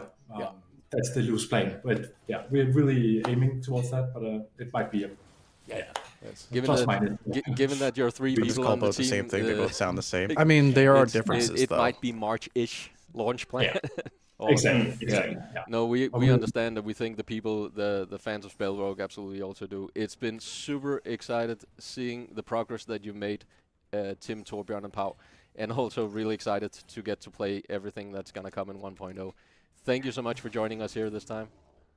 Thank you. Thank you. Really cool. Right, nice. That was Spellrogue. Very good. Now very good. To something completely different. Yeah. About a year ago, we announced another game, Dino Lords, which is essentially Let me hear it. Well, maybe we should let Mikael and Frederick from Northplay tell them themselves again. Most of you probably already know Dino Lords, but it's, it's such a cool project. This is going to be such an interesting one. Let's see if we have our friends from Northplay joining us here. Hello, everyone. Hey, Frederick. Hi. Great that you're here. Yeah, I absolutely love Dino Lords, and so does my 12-year-old son. He's already a huge fan, even though the game is not. I want that Bosco in my house. Same. And I was about to picture a game for you, but I don't think I'm gonna do it justice. Could you let everybody know what Dino Lords is? Oh, excuse me. Sure. It's a hybrid between an action RPG and a real-time strategy game set in with dinosaurs. Medieval England. You play as the British and you defend against the Danes. It's a historically accurate game where the Danes, of course, ride dinosaurs. Kind of have a 3D printer. I don't have one. Yeah, as they did. Yes. We're watching some footage right now from dinosaurs. We have progressed a lot on several fronts, and there's a bunch of things going on right now. One of the biggest things is sort of like us exploring this intersection between action and strategy. You just saw us like pick up some units holding down a command button, and we call that the warband system. That's been sort of a new development. Which historically accurate dinosaurs and humans. Yeah, no, that happened. No, that happened. Yeah, a lot of things. You never watched the History Channel at like 2:30 in the morning? Really digging into what base building is in this game, and we had this idea about everything. Bosco wash the dishes. In the world. So when you cut down a tree, you get a log. You take that to the base, and then you use that log to make a building, and you can kind of follow games all don't the take things. Yeah, that's kind of what this whole thing is like. Right? It's really nice because they're not taking it very seriously. Like, that's just the system or the fancy about it. Now we are really getting into like what should this building do, and how can you upgrade buildings? Of course. And what buildings can you then build after that? You can also ride dinosaurs. That's usually the first question we get in this game. Yeah. Yes, you can ride dinosaurs. That took a while, I would say. Yeah, That took a little while. Yes. We kept poking you. So here you see the Lord riding a raptor. Of course, that gives you an immediate mobility benefits of like being able to easily get around the battlefield. You can even take your raptor up on the ramparts, on the walls. Is that a T-Rex? That's a T-Rex. Here we're defending against some Danes trying to break through our walls. Quickly, let's repair those walls and see if we can prepare. Oh God, no! There's a T-Rex trying to get through. Oh my our God, walls. there's so many. Okay, Yeah, seems that when there's a so lot of things on screen, it here might render a it's little like a bit last oddly, stand. I think but we you just know, lost it the is what it raptor. is. We still have like Dinosaur as you see, there's, Apocalypse, like, stores, these factories, buttons coffee down stand, in and the- GSG in the, are all. Dude, I love it left though. hand So corner, great. I like, need to try abilities, Ceratops. kinda Yes. like what you know from a game like Diablo. So you kind of have this merger between an action RPG and a real-time strategy game. That's basically what it is. And you call that hack and strat, right? Yeah, hack and strat. Started Thank calling you. it hack Yeah, and hack and strat. strat. Yeah, And we I kind of think that want works. to get that term out there. because- Yeah, we're trying to invent a new subgenre here. But Cool. it makes a lot I of like how the sense Lord has a that, bowl cut. You that- see this? That sort of hack and strat moniker that you See this right here? moving towards. Dude's got a game, bowl because cut. That's I great. think the initial response when we showed it off to people was it's Age of Empires with dinosaurs, foot- and what? it's Okay. so much more than that. It's great. It's really cool seeing that RPG presence that you have with your character in the game, being a Dino Lord. And I remember back when we announced There's a Viking when on we top of a announced Dino Lords, T-Rex. we were That's talking so a lot good. about the title. Should I it love be like that. Dino Lords or should it be like Dino Capital Lords? And I think the argument for the title was that it's like a warlord. You're kind of a Dino Lord, That's and so it kind of clicked good. for me. There is yes, that's the fantasy. I am a Dino Lord in this game. Yeah. That's who I am. You have this this power of fantasy infused with like medieval times, basically, right? What would that look like? And we have some art here up on the screen. We are sort of fleshing out the world and the lore and everything. And we have this wonderful artist named Pablo Hidalgo. He does these amazing drawings, kind of bringing this world to life. So as we are also exploring exactly what mechanics to put into the game, we're also, I think, making a vibrant world that you can kind of get lost in. Yeah, and also kind of exploring some of the references that we all like. Of course, we all inspired by 1990 strategy games and action RPGs, but I think a lot of us also read these like make your own adventure books where you kind of flip through and then you read a little Arc, passage but and it's then strategy it said, game, if kind you want of. to do this, go to page 98 or whatever, and kind of It's a more medieval exploring strategy game, but I'm how down this with world it, bro. feels and looks. Yeah, from I other love this media, one. and these drawings are like right up there with that, right? Jousting knights, Jousting on with raptors. Like, Yeah. Generally, we kind of have this thing during development called like the rule of cool. Like if it's cool, it goes into the game, right? And that's been working out for us really well, I think. You've been working on some new units, right, as well? Right. Or, yes. more- Let's get to some More dino Jankosaurus. units? Yes. So this is the Spectrosaurus, this is full of jank, by the way, the real game dev, right? A large siege unit that sort of has that's to like really lumbers cool. over and has to sit down, and then it fires these things. You'll try to kind of navigate around it, but it has this tail that swings and kind of knocks you down. We have a new subsystem in the game. Rule of with cool armor. equals it has I know, it right? has Rule of armor on one cool, side, and it absolutely. has a softer side on the I other feel like side. more devs need So to implement that positioning rule. is really important. You have to get your forces to the other side of this. Stego. You don't want to be on the end of one of those exploding arrows. So it like that's the Stegosaurus. hunkers down and becomes like a. Oh yeah, then you want to do this one? Yeah, I can't pronounce the name. We could Dilophosaurus. Yeah, that's the name. Dilo. We just call it Dilo in engine and in code, so that's what I call it. That looks so cool yeah, for so a this is Dilo. like a more it's a ranged dinosaur, which was an interesting challenge because how do you turn something that can't really shoot a bow into a ranged unit? So we got inspired by other popular media with dinosaurs. Other popular media with dinosaurs, and created this kind of tire spitting Arc. dinosaur. We have some footage of it. Some I think footage of it. Ooh. Also full of jank in editor, but they can kind of spit these pools onto the ground, and in these pools, every unit passing through is slowed, which kind of adds this interesting dynamic because movement is Indie paramount. games, if you can make me combat in laugh this as the game. DM, you get Positioning inspiration. yourself and Yeah, moving that's around the right. battlefield is what wins you a battle. They're also super coy. Like if you hit them, like it's gonna run away, which makes it really annoying to fight against Sounds when so you're annoying. Yeah, it is super annoying. Yeah, and especially in combination with other units like the big Stegosaurus. This one will then shoot down a blob of tar, and then you're slowed, and the Stego just comes in with a ballista, and you explode, and it's glorious. Yeah, we're really exploring. Yeah, we're exploring like unit composition right now. We have like a combat scene where we are just smashing toys together and seeing what works and what doesn't. We have one more. I love this one. This is one of my favorite ones. This is the Compy. Oh my goodness! It is a tiny Compies. dinosaur, and it just swarms you completely.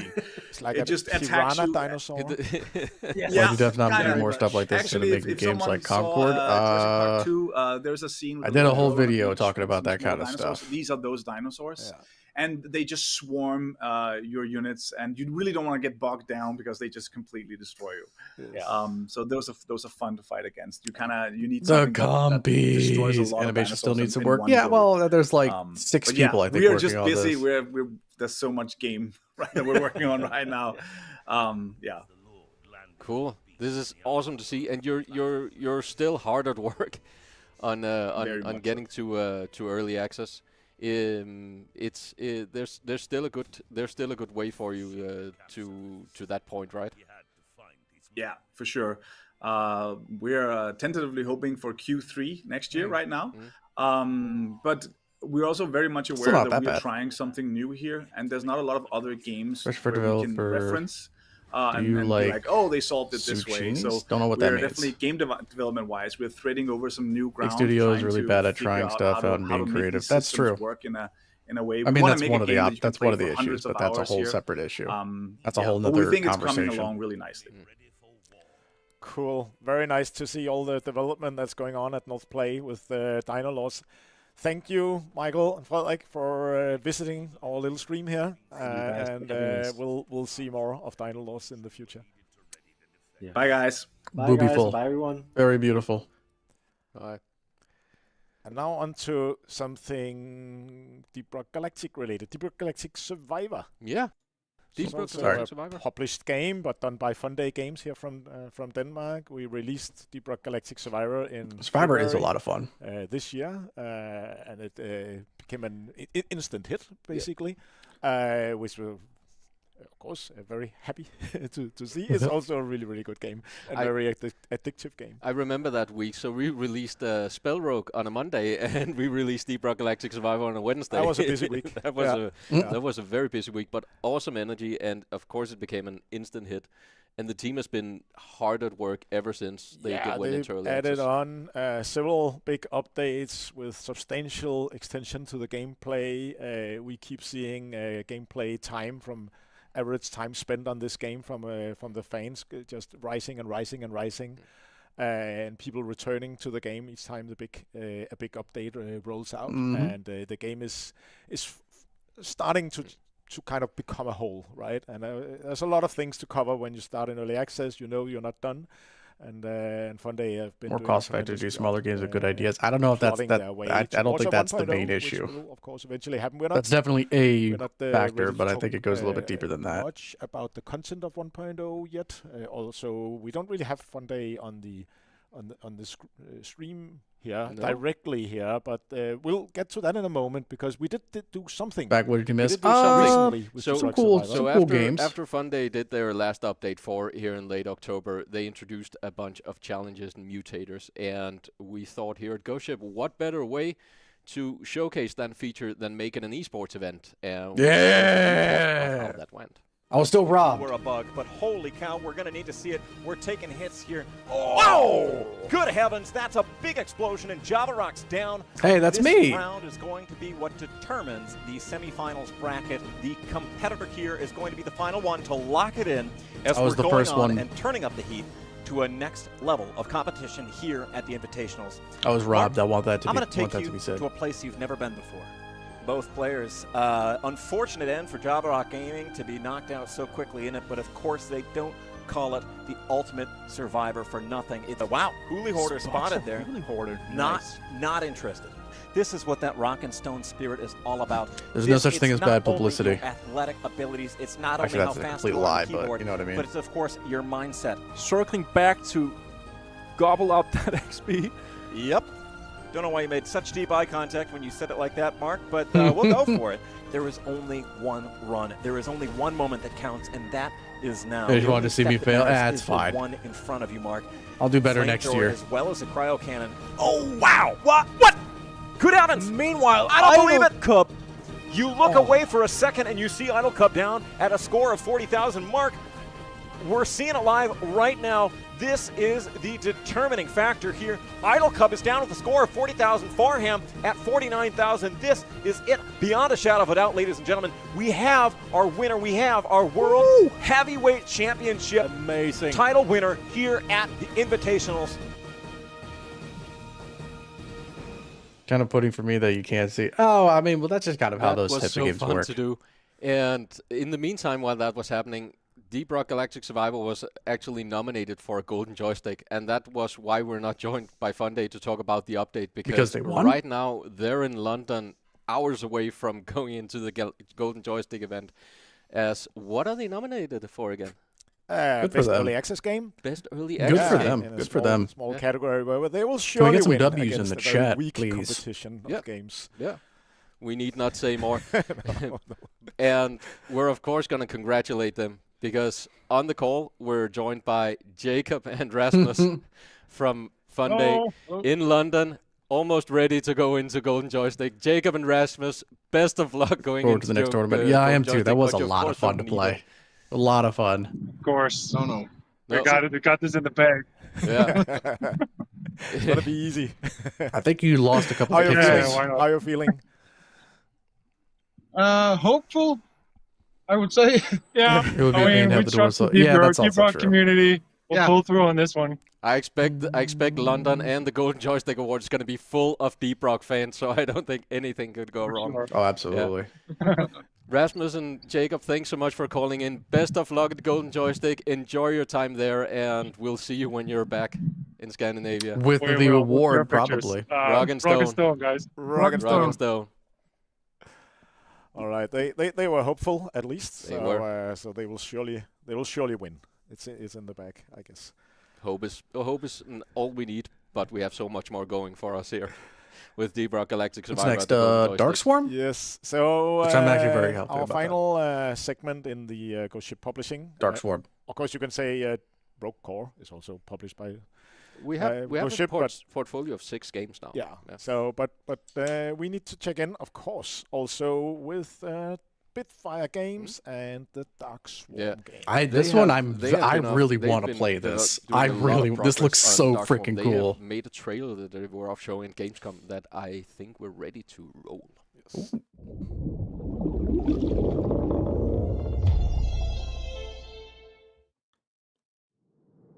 Bitfire.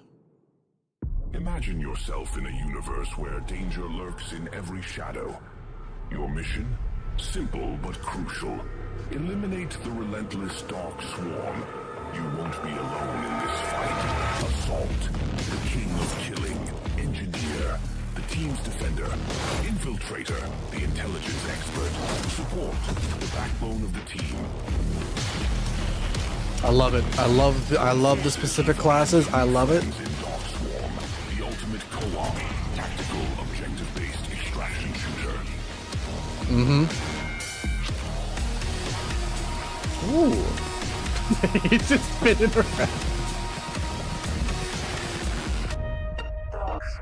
Love it. Love it. Love it. Give it. Give it to me now. Please.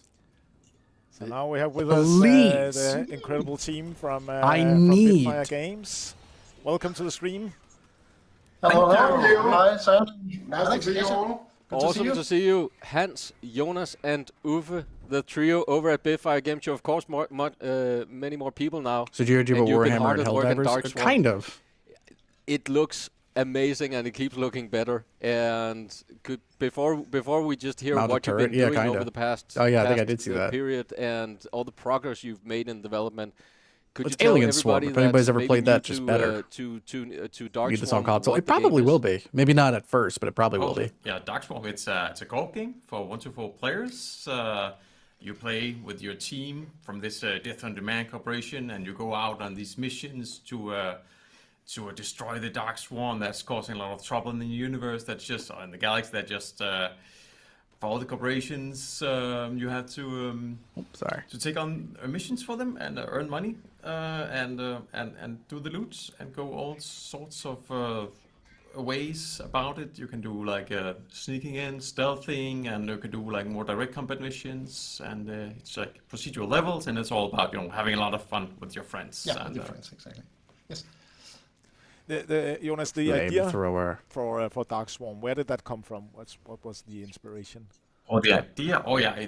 It goes. It has. I guess it has roots in like early ideas, like back to Alien Breed on the Amiga, and of course we have a lot of newer, semi-new, like Alien Swarm, and then recently I was playing like years ago, playing like some Helldivers. So it's like you can say it's an amalgamation of all these like alien kind of shooter type. You guys are. Oh my god! There's like an auto turret. That's so cool. Growing into something new. I also feel like the concept of 4 employees being thrust into a dangerous situation by a slightly callous company is a concept. No way that's a concept ever. And I will say that Dark Swarm seems to be resonating with a lot of DRG fans. I'm seeing a bunch of people I know and interact with from the DRG community over in the Dark Swarm Discord. Absolutely. So you've been working on this game for a bit now. Have you? Do you want to highlight some of the things you've done over this past period? Some development you've made some progress on the development.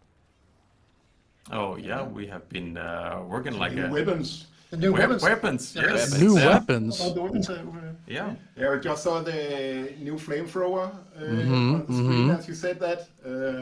That's probably one of our coolest things. Each of our classes the mounted turret on the NG would actually be really cool. Unique set of weapons, and the flamethrower is definitely the most beautiful looking. I don't know if I when I play this, I don't know if I'd be support or NG, one of the two. I'm just thinking like out of my group of friends, I know who's like each person would be. You've but also besides, been working like I need to think what I would be. I know a lot of visual upgrades. Is he crouch walking? Right? Does he have an axe? Oh yeah, absolutely. We have Is that got melee? this procedural generation in for like the how like the Dark Swarm hive sort of grows in the levels, and we are opening up on this whole on the planetary surfaces that you will also see in the footage. At some point. So at some point, not right now. We're supposed to be throwers, and so it's really upping the visuals.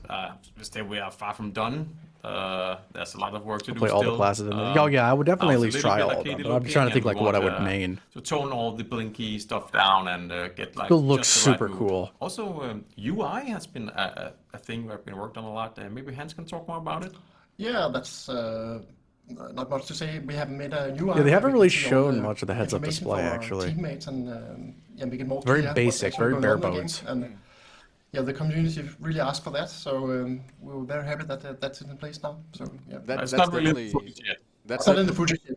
No, but that's definitely cool to hear. That's definitely something you think about when you play co-op. It might not sound as exciting as a flamethrower, but when you're actually playing, it becomes very clear. Lighting is atmospheric. It really is. Yeah, I like it a lot. So, but when I'm getting like also like Aliens, like the movie Aliens vibe from this. Early access coming up, or we'll have to wait a bit more, right? Come on. Yeah, we'll be aiming for the end of 25. Aiming. Ooh, man, I can't wait so long for Still a lot of this. work, but still a few things. Still a few things.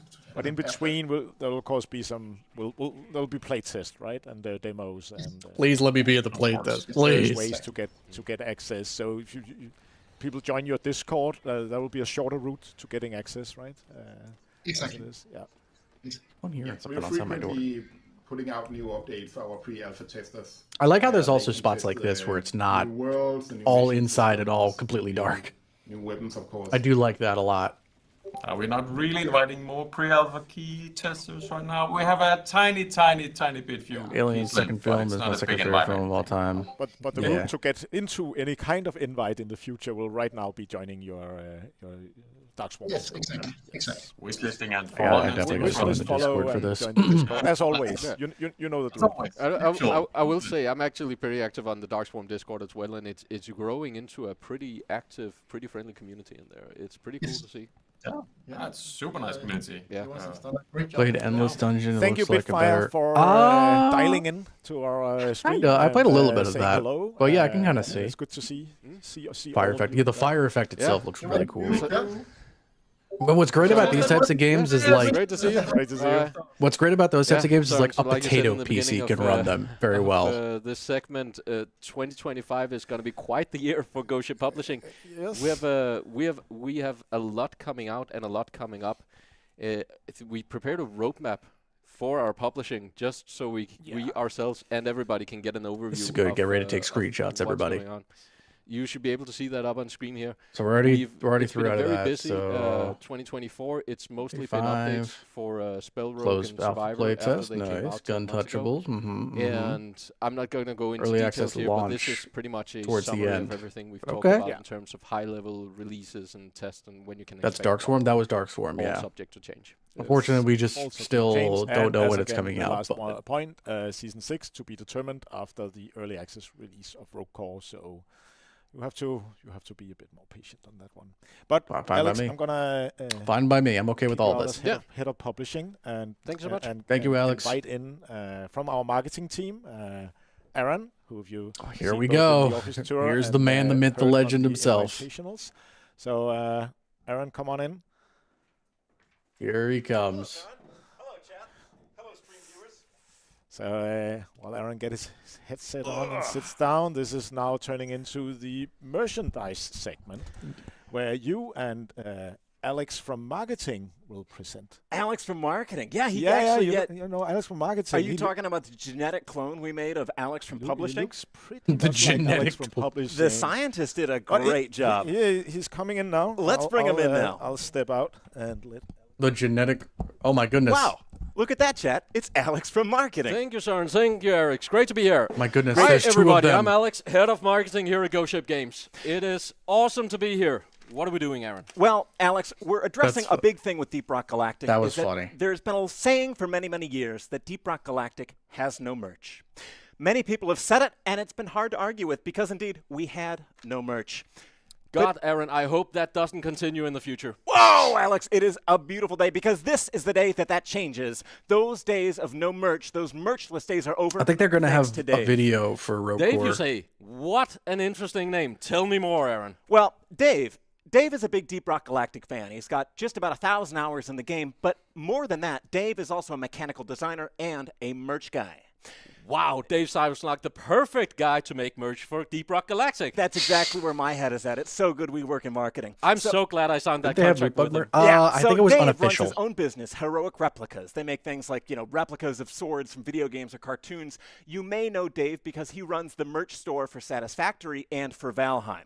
And you may see where this is going. Thanks to Dave and Heroic Replicas, we are now able to launch our very own Deep Rock Galactic web shop. And it's going live, opening for pre-orders when I press this button. That's right. You're entering a new era. The sun is shining. It's dawn over this world full of Deep Rock Galactic merchandise. Definitely not going to check it out right now. We have such an incredible catalog of merch to show off, don't we? We sure do, Aaron.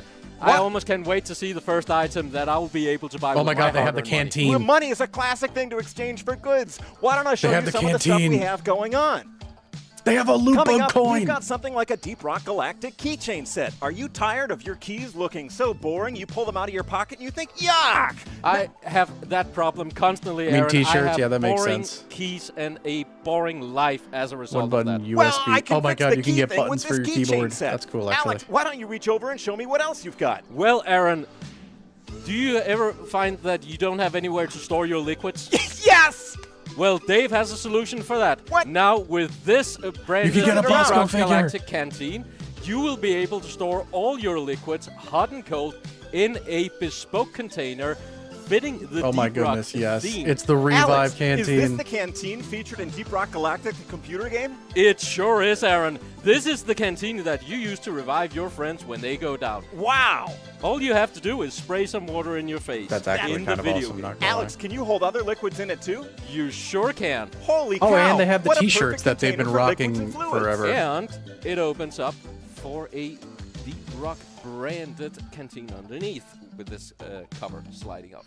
Wow. I was wondering this too, is because like awesome. I hadn't And it's seen made those of shirts aluminum, before. which is a metal, so that's sort of also a reference to the game in itself. It sure is, Aaron. Alex, why don't I show you something else we've got? Are you tired of all those coins in your pocket That's actually jingling, kind of awesome, jangling not gonna around lie. and everyone's hearing you because your coins are so noisy? Revive Aaron, canteen is it's cool. a Yeah, that is huge really problem cool. at home. My family hates it. I think my wife might actually leave. You Record talk about delay? it all What do the you mean? time. Well, but I mean, I've got it's a Deep Rock Galactic They said that a while Loot ago. Bug Oh piggy my bank. goodness. Wow, this can hold all my coins? It can hold all your coins. And do I have to break it open like the loot bug in the video game to get all my coins and hard-earned money out of it? That's the awesome immersive part, Alex. Not only can you choose to break it, but if you're a pacifist, there's a rubber plug underneath so you can retrieve your cash without violence. So are you saying all I have to do is unplug the piggy bank and all the values come tumbling out of it? I love, Yep, in so I many love words everything it that's is. happening on This screen is made right of now. glazed ceramic, and it's a sturdy, durable, and beautiful addition to any home. But wait, there's more.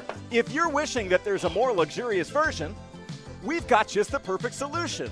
It's a golden loot bug. Oh my just goodness. like the golden loot bug from Deep Rock Galactic, the computer game. A golden loot bug, that means that I can show I'm richer than somebody that has a regular loot bug. That's right, Alex. And if you put your money in this one, it Company might script multiply not to a accept- greater Oh, amount. you can't see although I because can't it's actually my camera's promise that for blocking it. legal reasons. In the But top right, wouldn't it says be company cool if script it not did happen? accepted. That's funny, actually. It sure would, Aaron. It sure would. Wow, this is where the money comes out of it. Yeah. Alex, why don't you show me what else we have? Well, Aaron, I have this very chunky chunk of gold. Wow. Alex, does it make noise? It sure does, Aaron. I love it those has a seriously big button unserious. I know, that I when love I it. press on it, it says gold. And we're rich. Wow. It has multiple voice lines from the hit It game is a Deep talking Rock Galactic. gold jug. Featuring voice lines from the Deep Rock Galactic computer game. But wait, Aaron, What? there's more. There's more? Yeah. There's more? Do you know Bosco? I know Bosco. This is Bosco. It's Bosco. It's You get a Bosco. Bosco. He makes the noise. That Bosco makes. Just like Bosco from the Deep Rock Galactic computer Yeah. game. And you get to paint Bosco yourself if you want, or Okay, just that's enjoy cool. his silvery look. Alex, on this your is desk. incredible. What if there were other goods that were so small that we couldn't show them on camera for full effect, so we had slides? That would be a great solution to I love a all of problem this. like that, Aaron. Let's do it now. Pulling up here in the Deep Rock Galactic web shop. The web shop is open now at deeprockshop.com. That's Sorry, I had to stretch. www.deeprockshop.com. Alex, we've got a high-fashion driller tee. Do you know how you're always bringing high explosives to the office and people feel uneasy about If it it? ain't drillable, It's it's sure probably been a flammable. problem, Aaron. Well, now you have a T-shirt to make I you want more Molly. trustworthy. If Sure, you this put is on just Deep the Rock start. Galactic You know driller they're gonna t-shirt, have everyone more. can see that you know what you're doing with explosives. I always want people to know what I'm doing, and I want my apparel to signal that. That's right.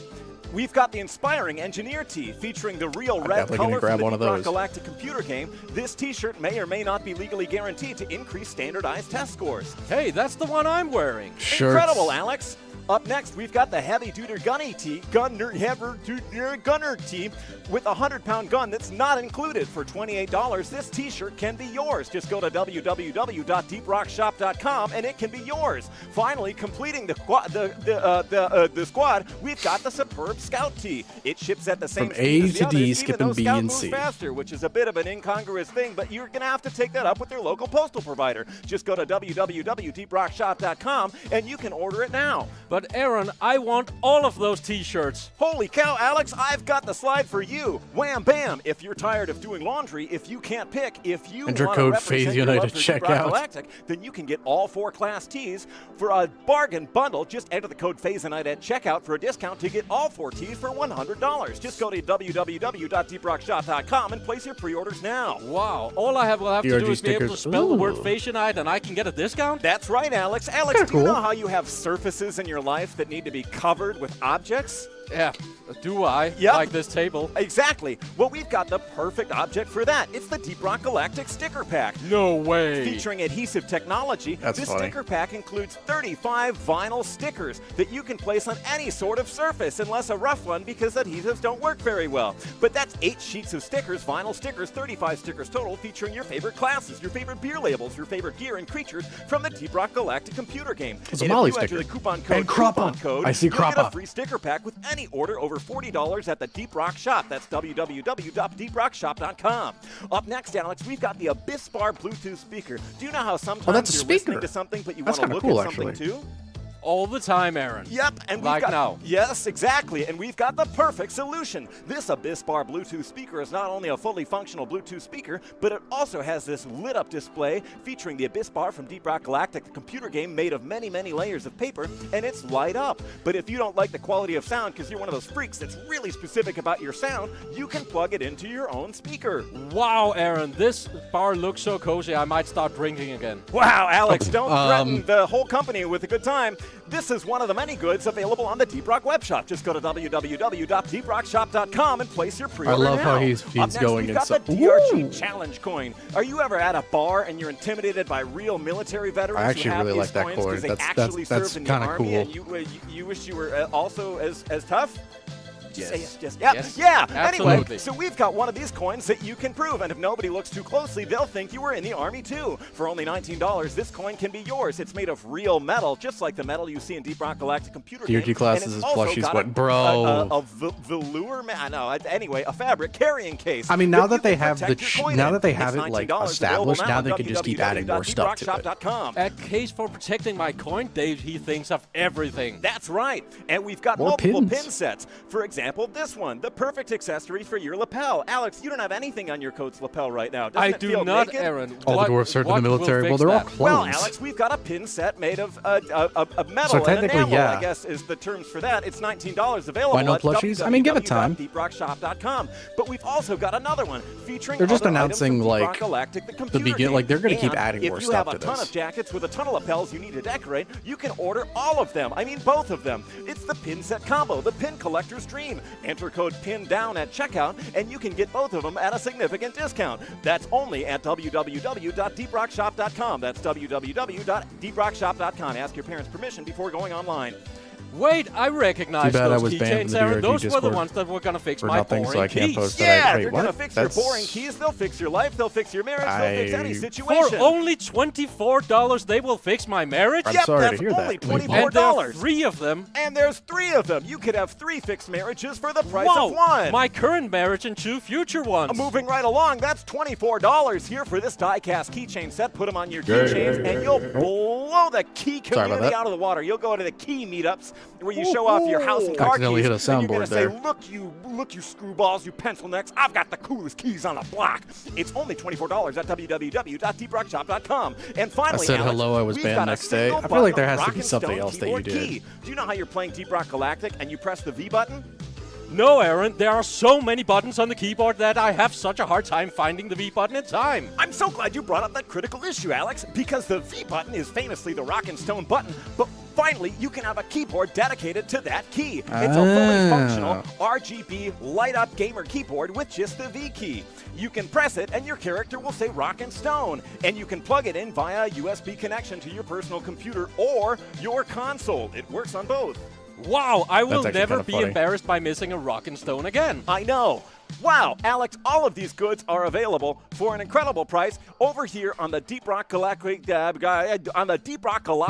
Galactic web shop. That's www.deeprockshop.com. All items displayed are for pre-order. Final product designs may vary. Shipping and taxes are calculated at checkout and may depend on location. Terms and conditions may apply.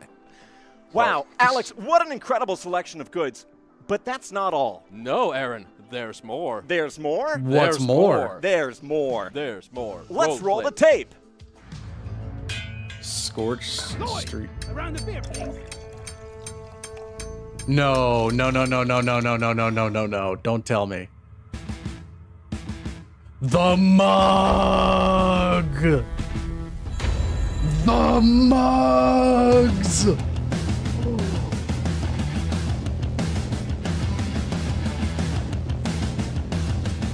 The The mugs! Oh, yes.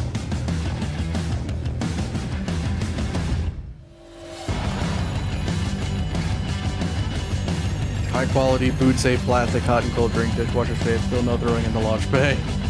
Mugs!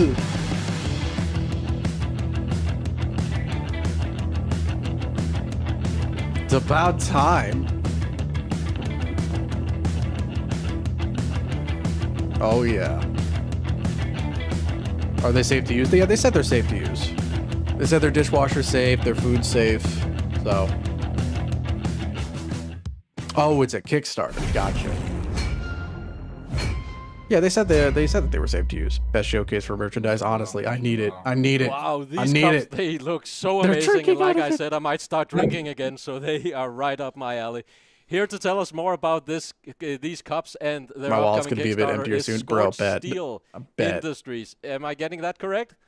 Yeah, Yeah. you are. Welcome, Hello, everyone. Alexis and Elliot. That High quality, you're the food two safe, of the plastic, three hot and founders cold from drinks, Scorched Steel dishwasher Industries, safe. right? Still no throwing in the launch bay. That's pretty good. That's exactly right. And we are here. That might be the to color scheme I go finally for. Provide the Deep Rock Galactic community.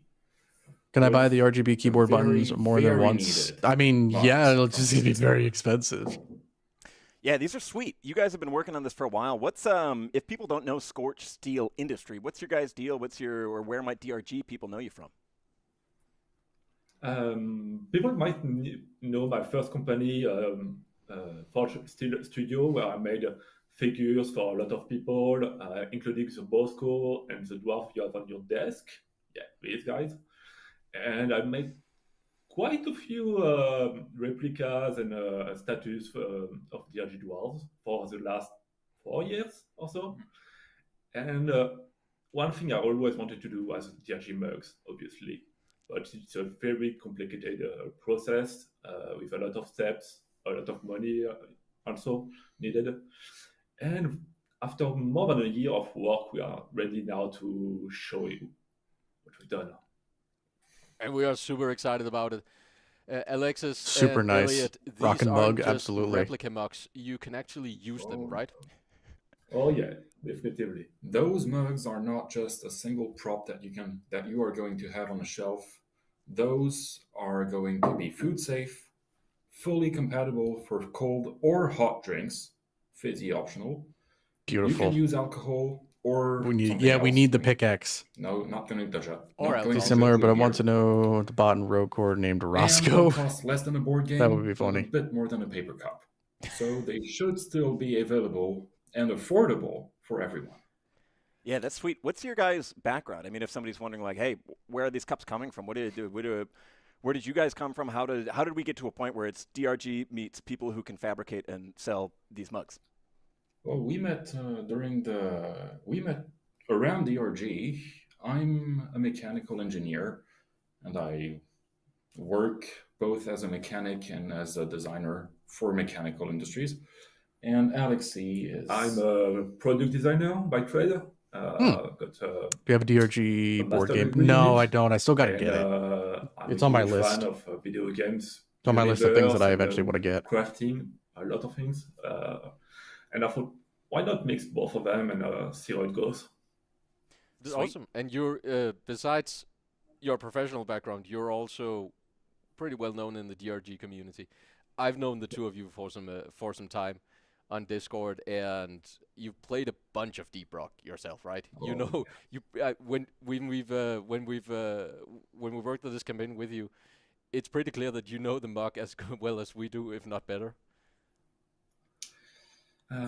We had to work quite extensively to make these mugs come from the game to real life. Some slight adjustments to the shape so that they can be easily held. Looks easy to clean. Yeah, They that's are true. nice to drink from, because that is also an issue, and solving quite a lot of mechanical issues so that they can be finally available. Yeah. And speaking of availability, because I'm pretty excited about them, when do you think they will be available? When? You have an upcoming Kickstarter In the campaign. mug, though? No, going like live, a right? prop When will it be pickaxe. available, That's and right. where can Like I a hear prop more about it? pickaxe. Is the board game in the shop? No, that's on Mood Publishing find shop. the link for the Kickstarter campaign Because they're the ones who actually make it. They might link it now that they've set this up, but possibly. So you might have to give it a little bit of time. We also have it on our website, scorchsteel.com. And we will have the first the first color, the Pots of Gold, if you can show it, please. Yeah, available as from the start. That's the one I probably Q1 want. 2025, and the 3 other colors that are showcased in the B-roll will be available as campaign stretch goals if the community wants them enough. And when you say Q1 25, that's the Kickstarter campaign, right? That's not when the cups will be set up. No. You will get the cups way later, depending on the amount ordered. We might need a bit more time to have them. Delays depending on manufacturing and the global state of the world are hard to predict, but not before a year. Sorry for that. Cool. But so right now, if people are interested, if people are interested in following along or getting involved with the cups, they can follow the links, which I understand are in the chat, and then that's where they go to Kickstarter to get notified when the Kickstarter campaign launches. Is that correct? Exactly. All right. Yeah. Perfect. Cool. So Scorched Steel Industries, love it. DRG, Replica Muck. Everyone's going to be supporting this, right, guys? Because this is a Alexis capital and W. Elliot, thank you so much for joining. This is a big Super capital excited to W. have you. Can't wait for the campaign to go live and for Rock us and to Stone. go drinking out of For Rock and Stone. mucks. For Rock I and want that Stone. hammer. Give me the Thanks. hammer. Aaron, we did it. Yep, the stream's over. We did everything we wanted. Oh no, Aaron! What? The stream is just getting started. What? This is the segment that we've all been waiting for. Yes. Deep Rock Galactic State of Rogue Core. Rogue Core, baby. All right, chat. Well, it is the moment you may or may not have been waiting for. I'm guessing most of you are waiting for it. Let's bring on Mikkel and Mike to talk rickety Rogue Core. This is it. So the mugs are basically every limited. Very limited is all. Kind of, I'm guessing.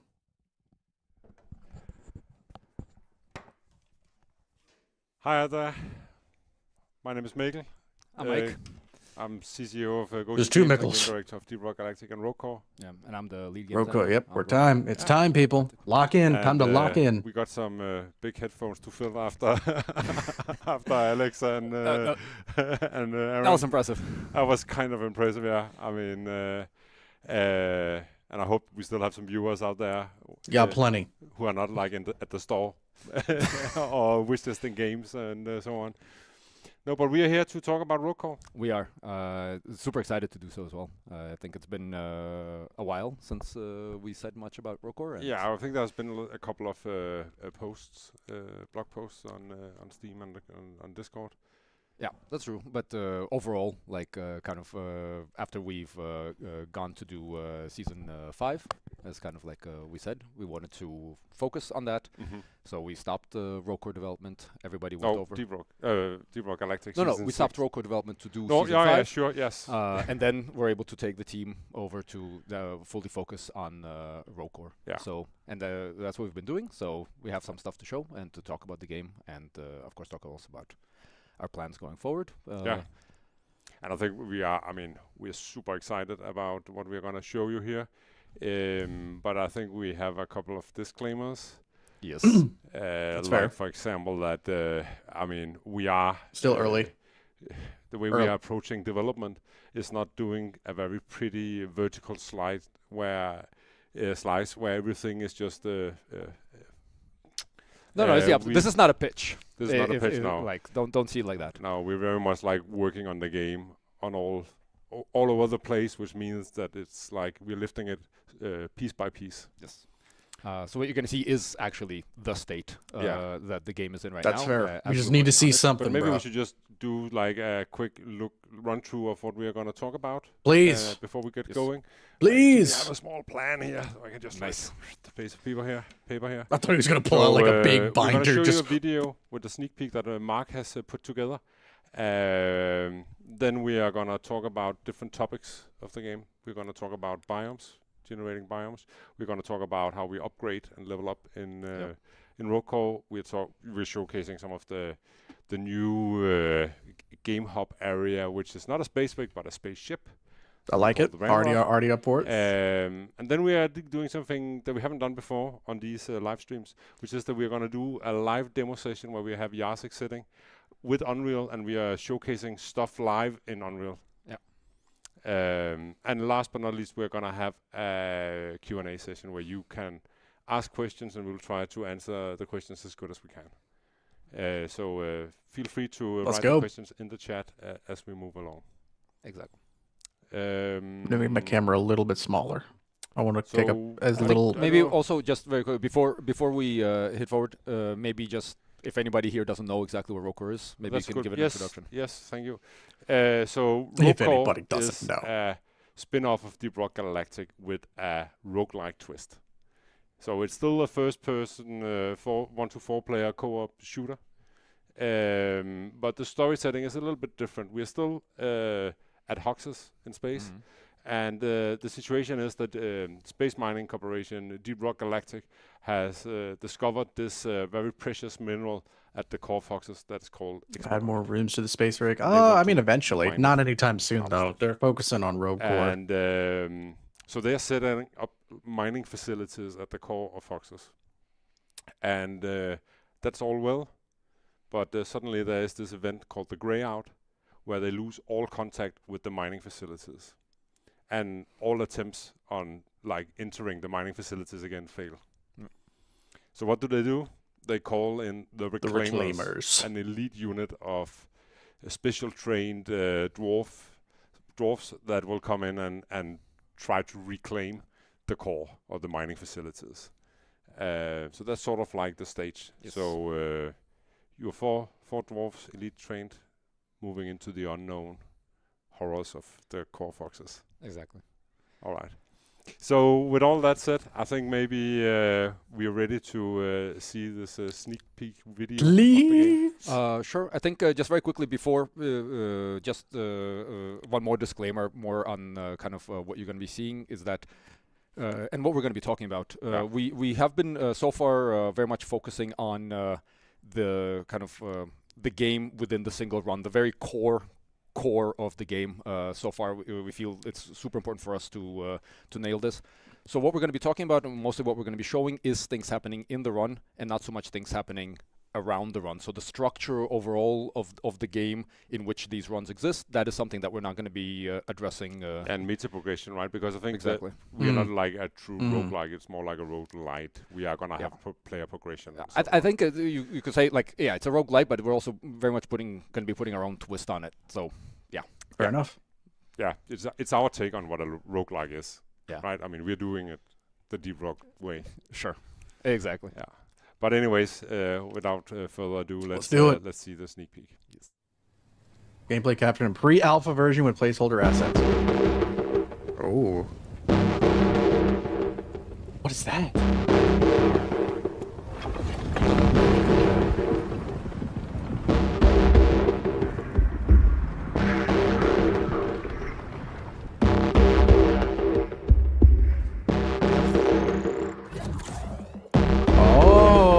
You get to pick your weapons.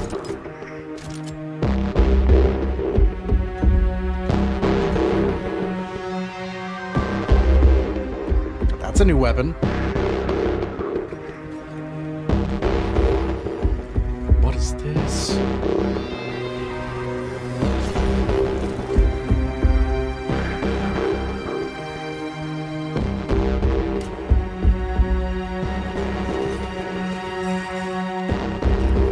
That is.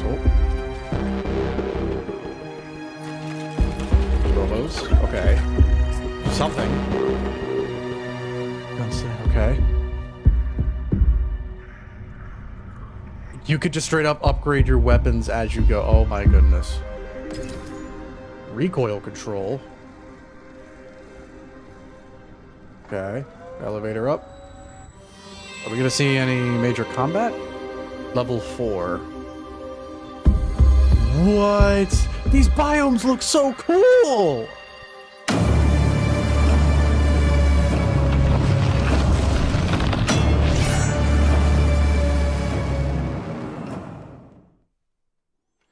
All right, so there was a lot to digest. Yes. So as some of you who are veterans of Deep Rock Galactic, you can probably see that there are assets in this trailer here that you will recognize from Deep Rock Galactic. Yep. For example, that was actually really cool. Even though we didn't see a whole lot, that was actually really cool. Armor sets that we are just been putting together from Deep Rock Galactic. So obviously they are gonna look unique. Yeah, and again, kind of like you were saying, this is the state of the game, and Rocore has been developed on kind of by us taking Deep Rock Galactic, making a copy of it, and beginning to strip it down and rework it and stuff like that. And so you can see that the final thing is gonna be its own thing, right? I mean, if at any point we find that we reuse a model from DRG, it is because we want that specific item from DRG, and then it makes sense for us to use that model, right? But yeah. So, but anyways, it's just to clear whatever confusion. When you see something from Deep Rock Galactic, there's a good chance that we are gonna change the model to something unique that will fit within the Rocore universe. But anyways, the first topic I think we should dive into is how we are generating the biomes. Yeah. More precisely, how we are procedurally generating a mining facility. 3 off of the full game will be a master. That is 100% true. That looks really good. Exactly. Immediately. And that's I mean, like a huge difference between Rocore and Deep Rock Galactic is that the story of Rocore is that you are going through a facility that Deep Rock Galactic has set up, these deep dig sites where they are harvesting Exponite. And so we want to like actually have that, and that has like some issues we need to figure out, which is like how do we logically place these things, because Rocore, just like Deep Rock Galactic, is procedurally generated. So we're not doing level design in the same way. No, and I think it is. If you see me looking down, I'm putting notes down just so you guys know. Natural cave formations in Deep Rock Galactic, right? I mean, so that way I know what I'm going to talk about when I eventually make the follow-up video for this. Like rules for how we are spawning plants and rocks and so on. But when we are spawning man-made or dwarf-made structures, I mean, it demands that it makes a little bit more sense that there is a reason for why the dwarves have been putting up these structures. And that is something that we are looking very much into. Like, for example, the image you see right now is like an attempt of building like a bridge over a chasm. A chasm. So, and again, we are playing around with the way we are procedurally generating and the logic of it to make it make sense. Exactly, and just like to further kind of clarify, green nitro. What is that? These facilities, they are built within natural caves. So it's not that you're going through an entirely dwarf-made structure. Instead, we have the caves. The caves existed. The DRG came there, and then they started setting stuff up, setting up their operations, placing machinery, storage spaces, all that stuff. Deep Rock strategy game? That's just the board game, basically. We are creating these spaces. We call them constructions, generally, whether they are in tunnels or inside large caves. And these are both have just like static elements, but we also have interactive elements in them as well. And that's super fun, like elevators. I don't. We can see the screen as well, right? But that's like a lift that you can use to take up, and again, these are things that you can then fix or power up to be able to use these. Could be lights that you turn on, or cranes that you can move. And it's just really nice. How much have you missed? I mean, quite a bit, but in a different we're at the really big like stuff now. You traversing the caves that you actually have these structures to help you out. Exactly. So, but then the other part of generating the biomes is that we are close to the core, and as you can see on some of the screenshots or in the video we showed you, we are reusing biomes from Deep Rock Galactic. Yeah, you are on Hoxus still. Yeah, you're still on Hoxus, right? But we really wanted to give it a unique flavor away from Deep Rock Galactic. So what we've been working on is creating what we call a core biome. Hey, what's up, Tom? How does the core of Hoxus look like, or when you're close to the core? And then we have been experimenting with taking this core biome and having it spread into the existing biomes. And that's what you see on this image here. You see like segments of the core biome mixed in with, this is Crystal Cavern. Core biome, that's kind of cool. It's mixed in. And that will happen in the first couple of stages as you go down into a mining facility. And eventually it will turn over and become like the core biome when you get deeper down. Exactly. Yeah. Dude, that looks so cool.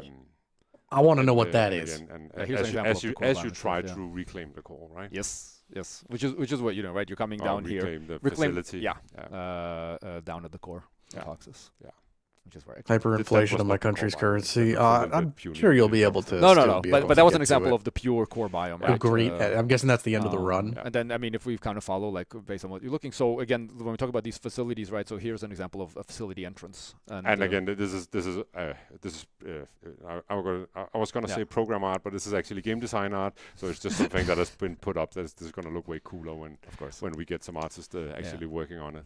No, but I think we're going to change the gear a little bit and talk about how you are upgrading, how you're leveling up within a run in Rogue Core. Yes. So the first thing that is actually going to happen is you're going to come down to this mining facility with a drop pod, like you know in Deep Rock Galactic. And then you're going to enter this gray zone area where there's going to be like a huge barrier that is impenetrable. Yes. But luckily the dwarves, the reclaimers, have some special robots that can sort of like crack a hole in this barrier that is like covering the whole mining facility. Yeah. And they can get in there and start reclaiming it. Exactly. But I think there's so of course because again, compared to Deep Rock Galactic, where you are upgrading very much outside the missions, and then you go down to the mission with your gear and stuff like that. Here, we're playing with this idea that you are instead upgrading and powering yourself up, finding gear as you play, right? So it is the kind of this barrier that prevents you from bringing high-tech stuff in. Yeah. So that is why kind of the reclaimers are coming in right now naked. Exactly, right? So you come in with only your pickaxe. So the first thing that's going to happen is you're going to enter the mining facility, and then you're going to come into this entrance room or logger room that is like the first room you go into before you enter the mines. Yeah. And here you are going to equip a gun and a traversal tool. Yes. And here we see the dwarves, the reclaimers, are gathering around this weapon terminal or a tool equipment terminal. Yeah. And here they are going to pick. Can we get the next screenshot? Here you can see so an example. Everybody gets a turn picking their weapons. And that's kind of cool. The rock blaster. Co-op selection thing. Yes. So it's hidden by some of the graphics, but you a pickaxe on that? I think so. Of this image. Well, I think this is your starting weapon that you're picking. Mark and Alex and Ace S. Ace S, and they're taking turns picking a gun now. Yes. So it is something that you need to coordinate. Talk about with your fellow. It's actually a big part of the way we're doing upgrading in Rogue Core. We really wanted to bring the co-op aspect, not just in the kind of the gunplay or the combat, but also to see if the upgrading process can also be something that you don't do alone by yourself, and you don't just do next to your teammate, but you actually are doing it with your teammate. So we have this kind of the analogy would be kind of the game deals out cards onto a table, and then the whole team has to choose one, and you talk about what do you want and what makes sense. And this is happening multiple times. Efficiency is going to be really important for the game. Yes, it is probably. about kind of like using this. And you get to choose your own traversal tools. Wow. Upgrades. These are kind of. We're going to look at them in a second. Okay, the yeah, upgrades. true. But this is, and then so first you pick a gun, and then you pick a traversal tool. And I think the other thing about this co-op selection is also that it is a matter of also making that you have an interest in making your teammates good. Yes, of course. Right? So I mean, sometimes maybe you cannot get the most powerful, objectively powerful selection, but maybe it will make more sense on a teammate. Yeah, rarity systems as well. Yeah, I'm curious. I'm noticing the rarity system. Yes, because I mean the way it's set up again, right? You will succeed or fail together, right? So you yourself being super strong is not going to be enough. But can I get two though? I'm assuming not. Right. No. I mean the game is scaled to the number. Player got best traversal tool. So the next thing we have is a small video of the main way of getting upgrades in the game. Yes. And that is by mining Exponite that is in the mines. Oh, the green is Exponite. Here we see a video where you are mining it. This the Exponite here is also a placeholder, by the way, but it's the green stuff that is the Exponite. Totally not green. Oh, is that the new? Is that the new Molly? This is Ellis, and Ellis is a new companion drone that you have with you, and Ellis functions a little bit like Molly, but so flying Molly. But she does so much more. And so Ellis is an REPD a remote expedite processing drone. Oh, she only you does put, expedite. Expedite into it, and then it processes the expedite, and then it gives you an upgrade. And as you can see here, just pause it here, Mark. As you saw that when Ellis is ready with an upgrade, there comes this green bubble up, and then all the reclaimers needs to gather That's around so freaking Ellis. cool. Yes. And first, when they're all together there, you will get to select an upgrade. Exactly. She's kind of a focal point where the team is she weaponized? Good question. You're spreading out, you're doing things, and then you're constantly coming back together over and over again. Yes. This is very important to keep the team together, to keep this cohesion, and also to allow for more chances for cooperation, right? Yes. I like new Molly already. I think it's Ellis or Elise. It also means that if you have a dwarf down, you cannot upgrade until you have to get him up. that dwarf up. Okay. But anyways, if you look at the screen here, the upgrade screen, again, we can see a selection of some of the upgrades you can pick. Again, if you look at the top, you can see there's a sequence. Yes. That's the picking order, and in this case, there I think she attaches onto the ground. Rogue Core. And that means that every third time you will pick first. Yeah. So it goes. You take turn going first. Right? Oh, okay. So everybody picks their stuff, and then I see. I got you. Just get the chance to get what you want. This already looks really good, and this is pre-alpha. This placeholder right now that is that you can place a heart on an upgrade if you want it, and then you can sort of like. This is already looking phenomenal. And then I don't know. Very important if you cannot speak, and also even when we play with the microphone stuff like that. Guaranteed to face those core. Is it guaranteed to face? I'm assuming so. Yes. Like, oh hey, I want that, and then you can either talk about it or respect it. It looks really good. Again, it is. I'm guessing. So I'm guessing expedite is the only real resource you're gathering. Lock something down. It is you saying, hey, I would like that, or right. And also, what gun is that? We're also working with that. We want to allow players to see the other players' builds. Yes. Again, in order to sort of like help them make this very cool. What's the purple thing in the middle bottom of the screen? I'm guessing that's their ability, because they did say we are going to be having abilities as well. So that kind of building in a way that another player can be powered up, or that it's by working together that you can do things. Again, with things like maybe breaks like crystals in one hit. Thank goodness. Stunning, and then somebody. They might have an upgrade for that. Keep that in mind. They have a build that is based on. Having creatures be stunned as a kickoff to their some kind of new gun. It looks cool though, or something like that. All right, then there's another way of upgrading, because all the bio the boosters things we were talking about now are co-op upgrading screens. Then we also have a design for single player way of upgrading. And there's something we call biostations. Well, not just. I mean, this is also. Hey, what's up, Ron? But it's kind of like something you do by yourself. Guardian Clash. I think that's just his name. But this is where you can sort of like the build that you're working on. You can sort of like or his ability mold that into what you want. Again, this is placeholder. This is a very crude design. We have a more complicated or better design on the way. Sure. So this is just to showcase that we are also doing. Solo upgrades. Yeah, I mean, very placeholder. So the events are. Well, I don't know if it's an event. I think that's just something that they're working with. That's the confuser. I don't guess. I'm probably not gonna get any medals for guessing that. No. But anyways, all right. Then there's a third way of getting upgrades, and that is by doing what we call like optional events. Yeah. Events in the cave, and in this case here you see what we right now call a rock cracker, and it is sort of like expedite that has been encased in stone. Constantly 1K Turkish lira. Oh man! Activated, there will be a huge fight, and then you will eventually crack the rock open, and then you will get a huge chunk of expedite and get a lot of upgrades. But this could change into something else that you were getting out of this. So again, this facility, you will come upon, of course, like, traversal elements like stairs, elevators, stuff like that, but also machinery that was being used for either harvesting expedite or keeping something. I mean, all sorts of stuff. And it's, again, like Mikkel said, doesn't just have to be expedite. But the idea is that, something like this, so we are going to be getting more than just expedite. Practice, they set this stuff up, and then the gray out happened, right? So now the reclaimers come in, and they're able to restart this process and get the expedite out, and then use it to reap some more rewards. Exactly. Right? Going for a darker tone. I wonder how the dwarves will sound. Possibly. Oh, the ramrod! But I think that was enough. Now we are going to move over to talking about the ramrod. Yeah. That looks so that's cool. our new hub area, and it is also in development. Yes. Again, it already looks cool, and it's in development. What you're going to see is a block out. It's not fully skinned or anything. A lot of gray. Yeah, but we have Mark again has put together a small video.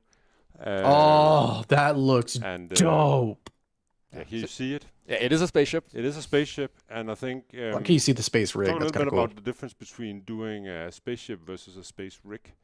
And when you look at the space rig in Deep Rock Galactic, you have a is that Lloyd or big not Lloyd hall room that you are moving around in, and we really wanted to There's get a weightlifting spaceship feeling. And in that regard, we have lowered the ceiling, so you don't have as big rooms as in. Bro, screw season 6. Work on this. Keep working on this, bro. Like I don't need season 6 for a while if this is what we're getting. It's not just kind of you're not on this like small part of a huge structure. You feel the structure. The idea is for you to feel the structure much more, right? So you kind of look to the left and there's a window. Look to the right, there's a window. I mean that's the kind of the boundary. Symmetry, a lot more symmetry, right? Or at least like from side to side along the ship. Also inwards. And toilets. Toilets. Very important. By popular demand. Yes. No, so it's just very cool to try to do something new here. Yeah. And of course, but besides saying like with a spaceship, another thing here that of course we're looking at is that this is the place where the Reclaimers live. This is kind of right there. They're on their tour right now. I mean, and this is also a place where we get to kind of set up the idea of like this what already is the, looks so freaking kind of the good. culture of This looks so good. Dwarves, right? Because they are not the same as the stream between the two games would be really cool too. but on the team's not big enough to really accomplish that. They are a different kind of dwarf. They do different things, and they are their personalities. So far, the only note I have for the Ramrod is so cool. Come from but again, right? I mean, they also have different values, and again, punching bag. I know. Can we use the punching bag? That is what I want to know. Yeah, so there's a gym where they can work out. Talking about upgrades too. There's even spotter class in the corner. I wonder what. But anyways, that was. It might be based on your ability that you pick. The Ramrod. Yeah. Now we are shifting gears a little bit because we are inviting Jacek on board, and we're going to do a live demonstration of stuff in the game. Yes. Yes. Let's do it. So hi Jacek, and welcome to the stream. Hey. Hi everybody. I'm Jacek, and I'm the art director on DRG and Rockcore. Yeah. So welcome. And what are we looking at here, Jacek? Well, we are in a small test area where we have set up some of our new creatures. Oh, the course, but there he is, everybody's favorite. Walk around and take a look at. Yeah. Crawler. Familiar. Yeah. So yep, we know that guy. This is the Correspond Crawler. You guys have seen that from season 5. Mm-hmm. What is that? Maybe we should just Correspond creep. Oh, that's the thing that they set the thing for. I know that big. Whatever. So we have a new smaller version of the Crawler, Correspond Creeper. My goodness. And Correspond Scorcher. Correspond Scorcher. And a Correspond Clamorhead. Clamorhead. This guy's called Correspond Edge Stalker. And then we have a Rafkin Thrasher. Rafkin Thrasher. And a Rafkin Rammer. Space fish? Yeah. And of course we have a lot of other enemies in the game, just besides these, right? But besides the Rafkin Thrasher and Rammer, this is sort of like the base army that you are going to be facing. So these are our grunts. These are our grunts, our slashers, and everything else. So keep that in mind. So, and equivalent of a grunt is going to be the creeper here. Yes.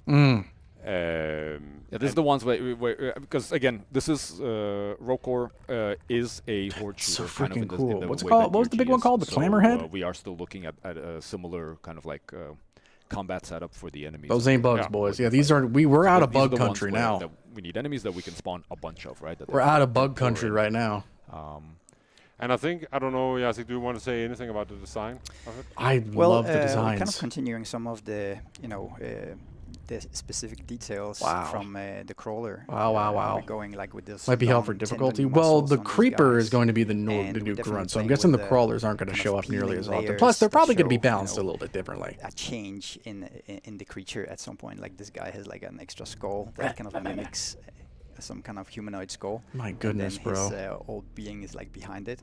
We kind of try to push that along on the other creatures as well. It's like some difficult fights up ahead. Has, like, this Oh, kind of I'm gonna love thing this that too, opens bro. up. This is so good so far. This guy also has like other layers. That's definitely a ranged enemy. And I Clamorhead. think another big difference in terms of like animation and so on is also that they're quadrupeds. That dude looks massive. Exactly. And the Edge So, Stalker. a lot of Edge these Stalker.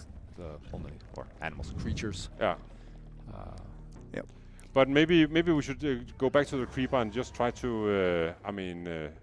Maybe you could spawn a couple of them so we can see them moving around. Holy crap! This looks so good. Oh.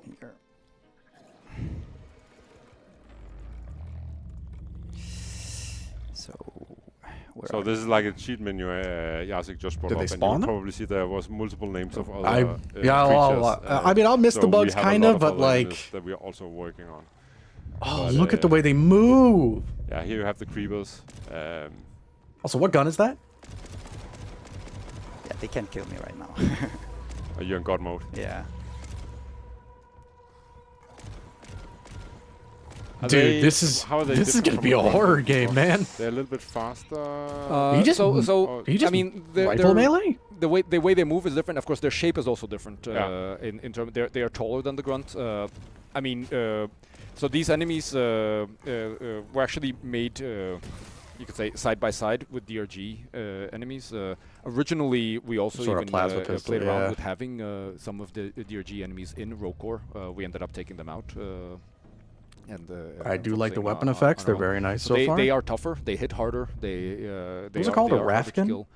Though, of course, again, in Rocore, unlike in DRG, your power grows. So you start with something that is kind of a challenge, and then as you power up, these things become. This is crazy. Yeah, so you're gonna start actually feeling that Isn't the game equal is for way a horror harder in game the now. beginning With than this if you, for especially, example, are yeah. veteran, The main game can get a has little bit trio scary as a sometimes, four-player, but in Deep Rock Galactic, right? You're gonna feel the game is harder. You're gonna have to, I mean, put up a fight here. Yes, and again, yeah, there's right, a lot of things in the. You're Oh, that's the starting reload. and again, Okay. This is also kind of running with these reclaimers, right? They are kind of the kind of doors that can be sent with barely. Yeah, there's a nothing, lot like, of things. They have their pickaxe. Can we pause and see whatever gun what we have they in can here? Find, right?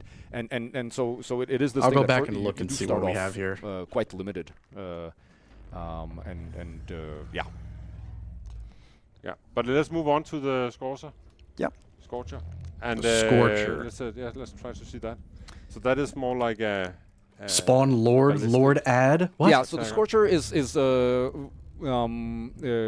is an enemy that kind of stays in an intermediate range. They're not It's trying the to ranged come up enemy, in front of you, right? Though they're not staying too far away either, and they have Yep. a ranged attack, right? So those are like the spitters. They have a bit more of a harassing role. Kind of feels like it'll make player, DRG but at obsolete. the same Well, time, they're going to are be two quite different types of games. fast-moving. That's the thing. Again, if It's going to being play compared very to, different like, than normal Deep Rock, so a you're more going to be further able away to. I feel like this is stationary, going to be a lot more sniper, involved. Because they in are normal it. DRG, you can kind of just sort of they go on also can come autopilot in, and just complete larger missions. waves This, I don't and, think you have the ability to do that, or at they least are it's going to be a lot harder. Kind of like weak enough that you could deal with them with strong AOE and things like that. So. But again, staying at a distance here. Yeah. Staying at a distance, harassing, they are important targets. Oh no, ranged. I mean, you're going to have ranged enemies no matter what. Your health I just very love the quickly if design you're of only all of these focusing on the things. that are coming forward to you. All right, then we move over to the Clamorhead. Clamorhead. And this is a big boy here. That's a big boy. Yeah. There's a boom tick, an augmenter, a rammer, a thrasher. What? And It was a boom. Oh boy, there he is. Yeah. So this is our Praetorian, I'm guessing. Yes. So this is a slower target, right? I mean, it is. This is more working combat. together DRG is more mining. Yeah, that's group, good. Right. Oh my goodness. For DRG players, they will see plenty of similarities with the role of the Praetorian. Yep, definitely the That is again Praetorian. because these they are doing important things. You think the devs reveal a bit too much for the game? No, I don't think so. I think they needed to because a lot of And this people is were really very much hungry a for work in information. progress. I promise to Actually, say let me this do from this. some of Oh, the yeah. artists. That So way you can see the like guy this who's, guy is sliding around and is clipping through terrain. Yeah. So please bear with us about this. The other thing is, for Looks example, mean, looks very it is having this sonic attack. And a lot of effects is missing here. So, Yeah. So we are showing you stuff way earlier than we are. But they say effects are missing. That still looks really good. That is what we're doing here. Again, yeah, exactly. It's just so that you can actually see where the game is. We're trying not to show things that are completely broken because that would be pointless. Yeah, but we're also showing you stuff that are clearly not done. Exactly. So this is a harder to kill enemy that I want to see the Edge Stalker. Again, can I want to know what that group, is. Of Reclaimers if they are stuck together. These things can change at the drop. Yeah, that's true. Everything here is pre-alpha. When engaging so it, keep in mind. you because it has this weak spot. I don't really want them to change though, because this is really nice. So first off, you can't if only the top of it is showing, you can't shoot that. So you need to sometimes get close and watch out for things getting in the way, and then you have to be in the danger zone to damage it. And again, it's something. Maybe they are showing more of this. I wanted to talk about this for so long. Oh, so you saw? Oh, that's right. You probably saw like pretty much all of these, or at least some of these all right. modeled. Then we have the Edge Stalker. This thing looks I think the Edge Stalker nasty. is interesting because it was actually you who had this idea that can we bring a gunfight to the caves of. What else do we have here? Shadowclaw Slammer, Wallmouth. So this enemy is a highly mobile shooting enemies. Hey, what's up, Doc? That also that stay at long range and they. He's so intimidating in the distance. Have a behavior. So right now, of course, you have one, which is going to make it much more manageable. Ooh, okay. But the thing bit of a sniper. They're not trying to rush you. They are instead trying to. So these are the sniper enemies. Stay at a good Gotcha. distance. Constantly move. They move. I don't know. Orthogonally. I don't know what the word is, but. Yeah, they move sideways when they're looking at you much more than they move forward and back. Strafing. Yeah, exactly. They like to strafe, and they also they kind of they are more aggressive when if they are behind you or on the side. So often, especially when you fight multiple. Very of them, cool. They I don't think the enemy models we've seen need changing. These look incredible, and they say that these are like practically when there's so little done, really and they already look great. Have the possibility to put like objects between you and the Edge Stalker. Exactly. This is an enemy getting hit. From which you need to see cover, and it's not super fast to kill. No. So this is you are exchanging fire with them. And they are both priority targets, but also targets that are not easy to instantly remove. So Spooky DRG, I know, right? Playing depending on the situation and the environment, you may simply need to move the fight into a place where you are in cover. So you can deal with the smaller designs on enemies, all of these are so good. because you can't just go and kill the so one or good. two Edge Stalkers. They don't spawn in very large groups because otherwise it gets completely crazy. But we need more idle reload animations. I want Killing Floor 2 style idle animations. That's what I need. Or perhaps also move to a place where you can force them to come out into an easier way to kill them. Yes, but that was the Edge Stalker. That was the Edge Stalker. Should we move on? Should we see the last two? To spawn them? Yeah. I don't know. Do we have time? Do the chat wants to see the last two? Yes. Why would you ask the question? I think they do. Okay. Let's just spawn. The chat says yes. Yes. So let's do the Thrasher. Let's Thrasher. Okay. So the Thrasher. Those are the small ones. It's a different family, yeah. Oh my. Oh, they just go right into you. They're flying around and they're basically trying to push you. So they're charging you. It's like these are just Nemesis from Gears of War. Exactly. Their weak points are kind of like more on the side. So shooting direct, like when they are charging at you, the exact. They show the one animation because it's amazing. Oh boy. So it's more about moving to the side as you kill them. They're not super hard to kill. No. But they are an example of a very high priority target because this is an enemy. You're probably going to be fighting like 6 or 7 of these at a time, right? Very quickly. Wait, was that? Tell me that was it. Hold on. My man just balanced the gun on his finger. What? They can hit you very well because they charge and then, they can even adjust a little bit. Hey, yo, what? You can sidestep them if you actively do so. And this was the small one, right? This is the small one. What? This was a big one, yeah. Let's get the oh my goodness, that was incredible. Yeah. So the small ones of course are disruptive, but the big one is an enemy. Oh, that's a big boy. The team needs to focus on. So this is where again you have an enemy Sand that Shark, is very disruptive. basically. So when it comes, you need to figure out how you can deal with it because you ask KF2 idle animations and I got it. I'm sold. Give me like 4 I'm gonna buy 4 copies of the Legendary Edition for my friend. And it also carves, so it will break through. If you're trying, exactly. So if you're trying to hide behind a crystal or something like that, it will smash through that crystal. Oh, that's cool. So it can actually cleave terrain. It does need line of sight to kind of like initiate its attack. It also, again, when we're talking about having these objectives that you need to do down in the caves, this is an example of an enemy that makes sound it is really nasty. The dwarves, I love it. The reclaimers, they need to be together at this objective. They need to take care of this objective, and here's an enemy that is kind of like is there to displace the dwarves, right? Yeah. You have to move out of the way. There's an even better one. Oh no. And again, it's also easier to deal with if you're 2, right? Because it has the weak spot on the side. So exactly that kind of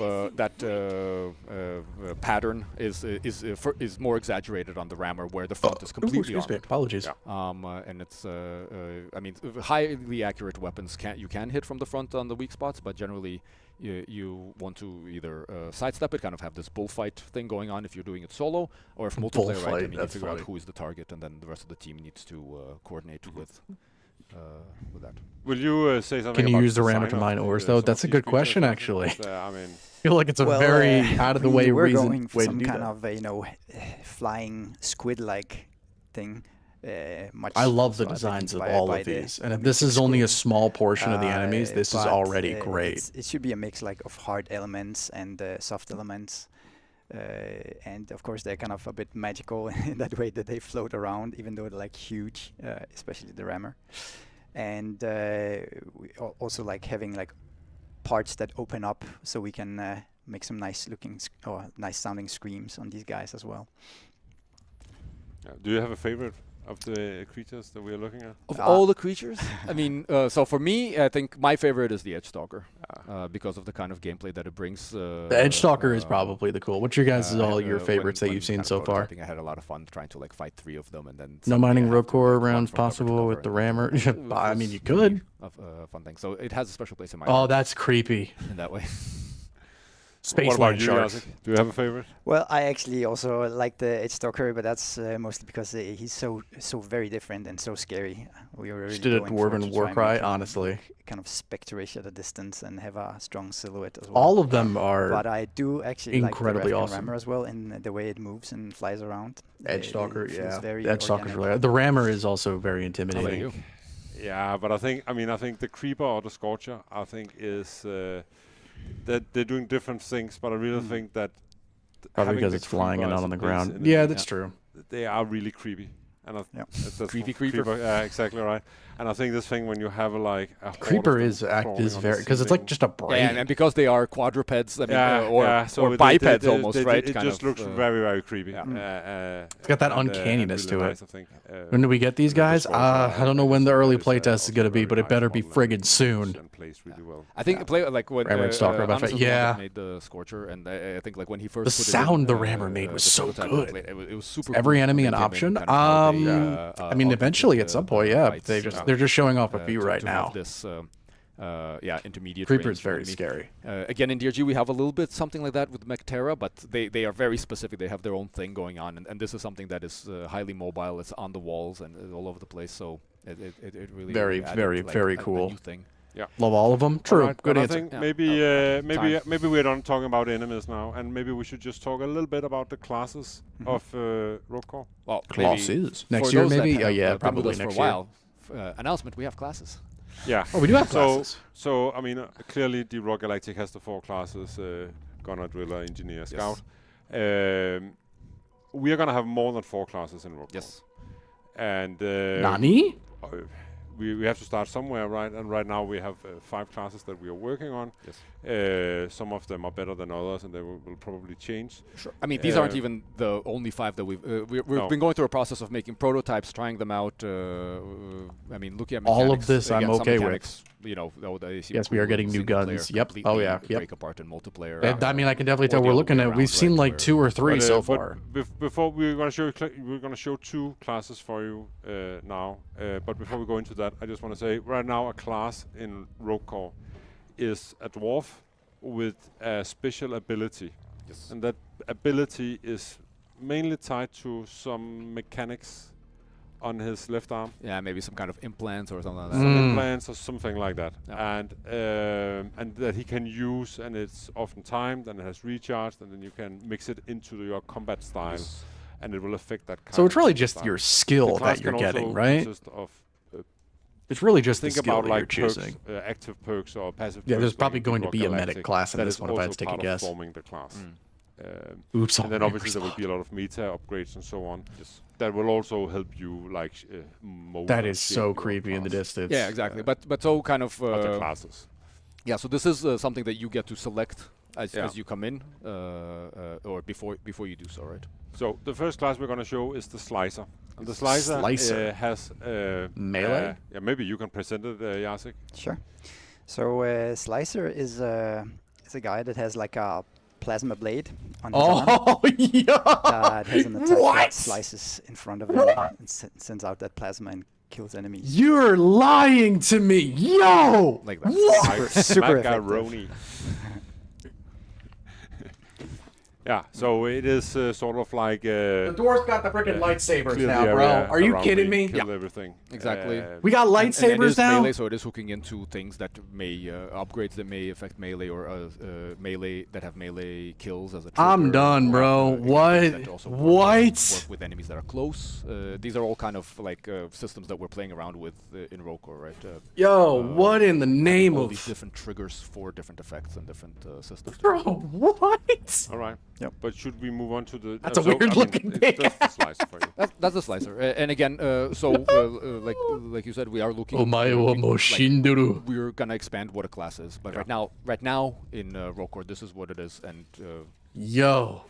You can even cut crystal let's with move on it? to the Falconeer. Sure. Yes.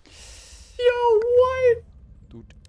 So the Falconeer is sort of like a mix between an engineer and Falconer. Right? Wait, what is that, Falconer? Interpretation of the word Falconeer. So here you have a reclaimer with a drone on his arm, and he can send that out and he can call it back. And there it lands on his arm again. And I think maybe we should spawn some enemies. No. All right.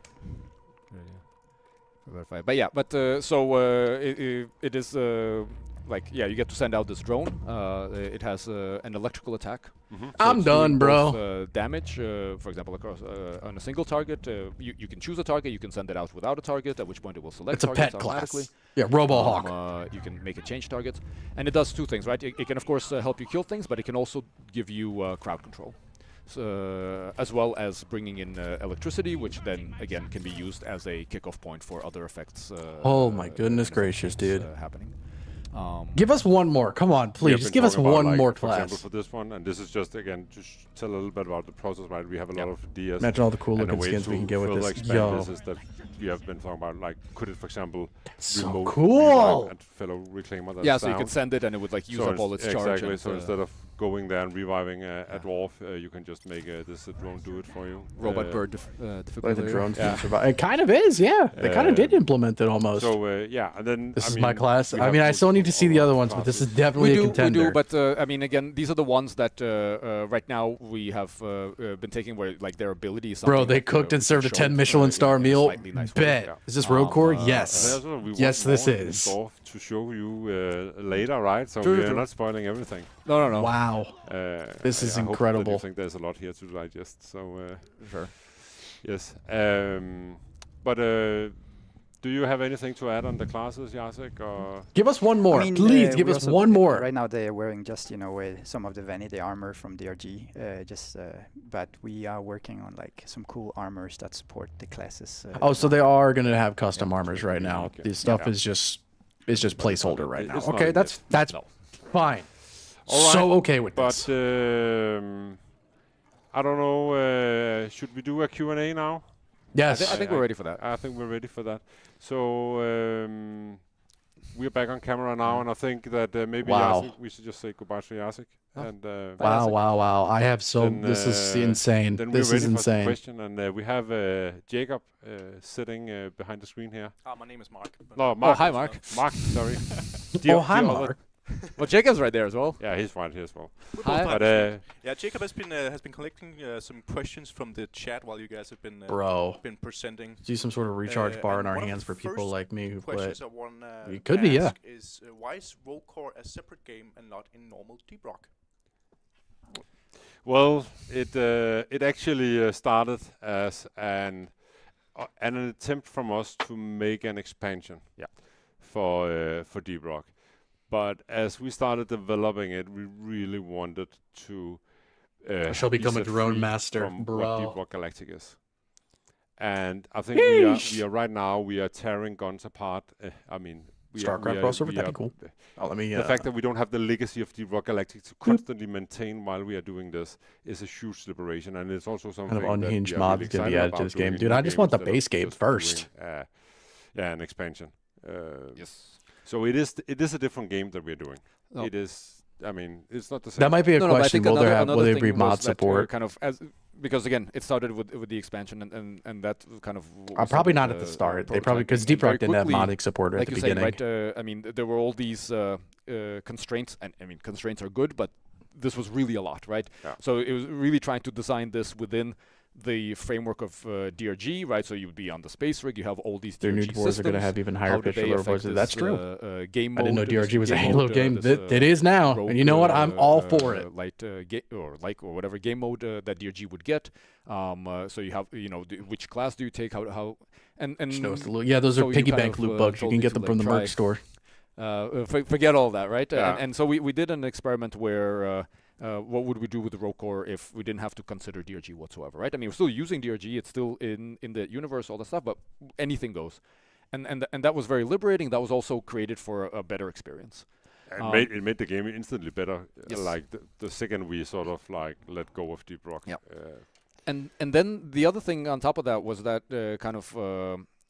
by having this Rogue Core be its own game, we are able to also not consider all the classes are balanced like in DRG. If you like DRG. Eventually they will be. That's why they're trying to work on that. I think that's probably why we only saw two. The thing is, Rogue Core doesn't play like DRG. I mean, I guess the controls are the same and stuff like that, but it is actually a different game and.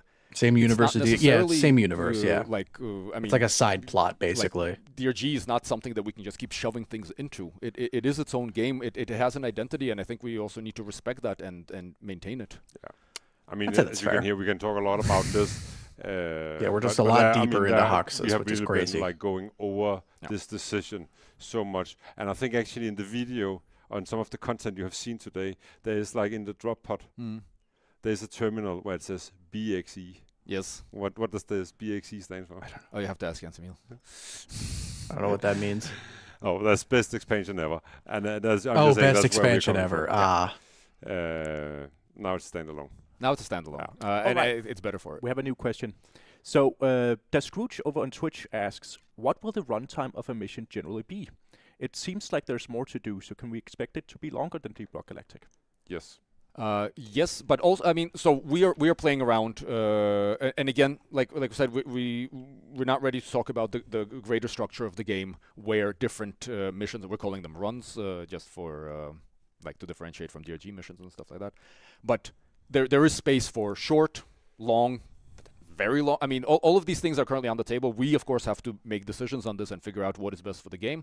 But yeah, I think on average longer than the average. I wouldn't be crazy about I don't like the idea of like an hour-long mission, but like that's true. Also shorter than the average mission. It's actually shorter than the average mission. So that depends, right? Yeah. But I like completing a run. You have the ability to become incredibly busted. I mean, I think it just depends. You'll definitely be able to make yourself busted somehow. 40 minutes to 1.5 hour. Maybe not as long as 1.5 hour, but potentially we'll see in the future. I mean, we also had long ones right now. Really, I mean, the run we have right now in the game, right? We have two runs. We have an easy one and a hard one, but they're actually both similar length, and those are running. I mean, and again, depending how fast you run through them. Yeah. But you're looking at about 35 to 45 minutes. Still not that bad, in all honesty. Yeah. Okay, and on that note, maybe you answered this actually, but EA might consider buying GSG. I don't think they would sell anyway. Kind of roguelike, or is it the you can actually win kind of roguelike? Right now, it is a you can win kind of thing. You finish the run, you get to an end. There is a thing. This facility has been reclaimed. Yeah, and I think we are a little bit again, like, I mean, we say this is Deep Rock Galactic with a roguelike spin, and I think we are doing with the roguelike genre what we want to. Yes. Which means that we are not literally saying that there is one run and it's permadeath and then you have to start over and it's beating that single run. I think we are gonna probably end up with a structure that is EA would never try to buy it, and even if so, I don't think they would sell. What can you say? Experiences of success. Yes. I mean, I think both of us really like being able to actually succeed and complete instead of and stuff like that, and also kind of the systems that we're using. I guess so. You could probably say that. I think the idea of having different runs or different facilities is something that I think the system allows us to do. So I think we definitely want to explore that. Yeah. But again, this is a bit too early for this. Again, we have mainly been focusing on the in-game, making one run, making progression in one run work. Exactly. So the whole meta, the whole structure thing is something that we have a little bit in front of us. In the future, yeah.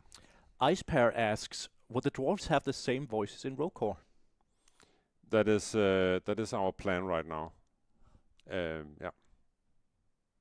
Fair enough. All right, fair answer. Then we got a question from Crash My Car, who asks, what will the price point for Rogue Core be? Will there be a bundle/discount for existing Deep Rock owners? That is a little bit early for us to talk about. But I imagine. I don't know. Yeah, it's kind of hard. I mean, we haven't talked about it. It's a little early to say that kind of stuff, but I imagine it's going to be pretty standard, like MSRP or whatever the case may be. No, yeah, I mean, reasonable, right? I mean, we will of course do our best to make sure that it is. Deep Rock's like what, like $30? So I imagine it'll be probably around the same. Okay, we have a more gameplay-specific question from Dalava. He asks, will the ammo be more limited? How will resupplying work? That's a good question. Yeah, so that's a good question. Yes, it is more limited right now, especially again depending on what you choose. There is, you could say, kind of like Rogue Core gives a bit more. $30 would be golden. Yeah, definitely. And they have to I could see like maybe even like 40 with inflation potentially. Or like maybe they'll do a bundle, it plus Deep Rock in regards to ammo is something, you know. Also, depending where you take your build, you can also be in a good place regarding to ammo. So what we do, we don't have Nitra. SKVA tried buying GSG. Would they accept we are placing ammo crates. I mean, you can. I'm not going to, but you can find ammo as you move through a level in a run. Also, if Survivor wins, they wouldn't try to buy Ghost Ship. They would try to buy Fun Day instead of taking an upgrade. Yeah, you get a kind of like an ammo because they're the bag, devs. They're just the publishers, and then you can put it down for the team to use. Yes, so put it on the ground and everyone can get. If anything, they would approach Fun Day about that. The same goes with health, right? Yes. Yeah, I mean, I'm gonna exactly. I'm gonna buy it regardless of the price tag. It could be $60, and I would still probably buy it. You heal yourself and increase maximum health. Because so far everything looks good. Red Sugar is part of the game. Yeah. Oh, Red Sugar, perfect. We got confirmation. Okay, Mauro Valente over on YouTube asks, how big of a part will terrain manipulation play in Rogue Core? It will. I mean, traversing is still a big part of Rogue Core. Yes, but. So a big thing with Rogue Core is that the pacing is a bit different from DRG.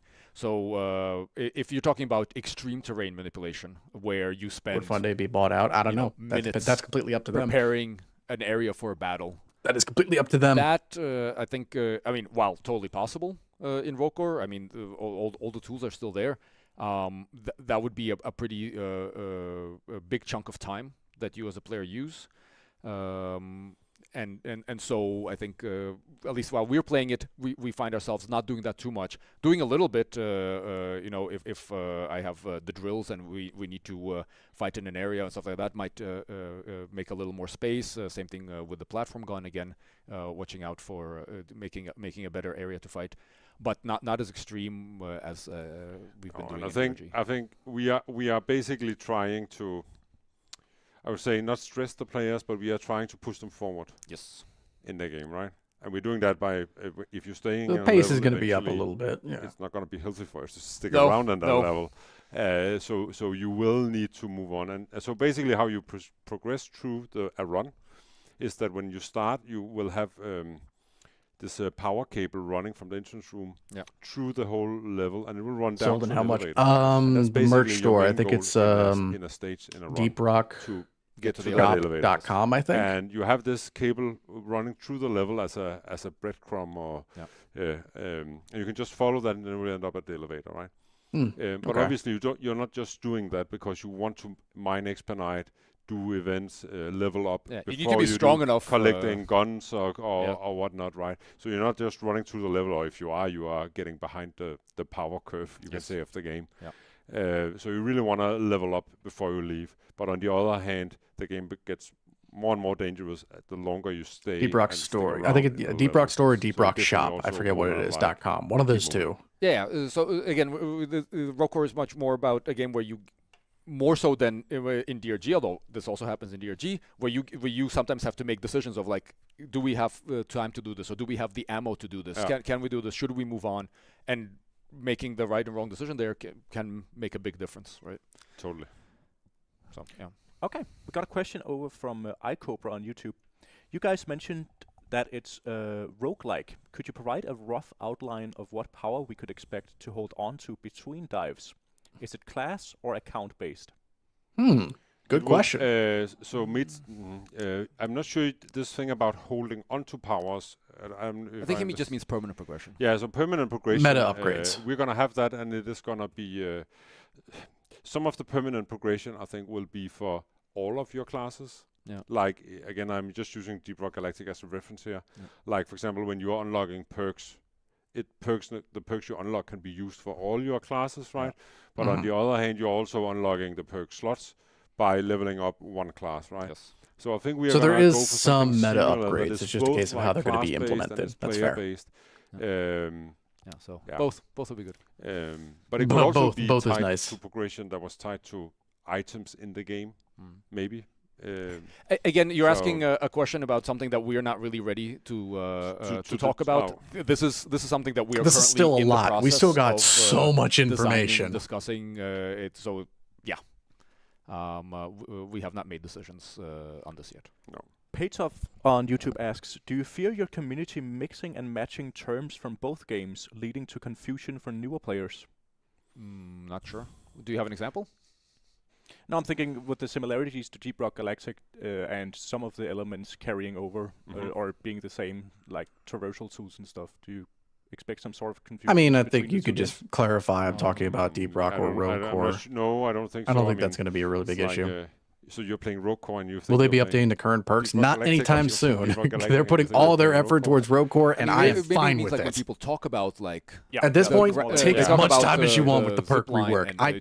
That can wait. You're talking about the zipline in DRG. I mean, I have no idea. It's not something we're worried about. I think it's like talking about an assault rifle and getting confused if it's in Call of Duty or if it's in Halo. I think that's the terms are not going to be that big of a deal. I'm not sure I 100% understand the question, but obviously when we are talking about Rogue Core, we really want to emphasize that we're talking about Rogue Core and not Deep Rock Galactic. So in that regard, yes, we are aware that we try to avoid confusion talking about Rogue Core and making sure that this is not Season 6, this is not... Season 6 is not going to be there for a while. One better cooldown on the pickaxe perk so bad. I mean, also to further just, we have already set up... Rogue Core will influence DRG as Survivor influences Rogue Core. Honestly. Forums, different places for people to talk about the games, right? So again, because Rogue Core is its own thing, we're not trying to create a Rogue Core section in the Deep Rock, and even though I think we are doing a little bit of double communication, but I think if you are out there and you are a fan of Deep Rock Galactic and you were not aware that we were working on Rogue Core, I think you should definitely go in and wishlist Rogue Core. Everybody wishlist it right now if you have not already. Yeah, there's some info there. Actually, we also got GSG already bought by companies. EA can't buy them. We're safe from their wrath. I mean, they could always just offer more money. You have seen today. EA has an infinite budget, but I still don't think they take it. But it will be up to date in the following days, in the coming days. Okay, we have a question from that MF Don't Miss over on Twitch. He asks, wouldn't it cause infighting with randoms on the topic of upgrading and that whole co-op upgrade solution? Yeah, that's part of the that's part of it. That's part of what you have to do. I think it's something you need to experience. Yes.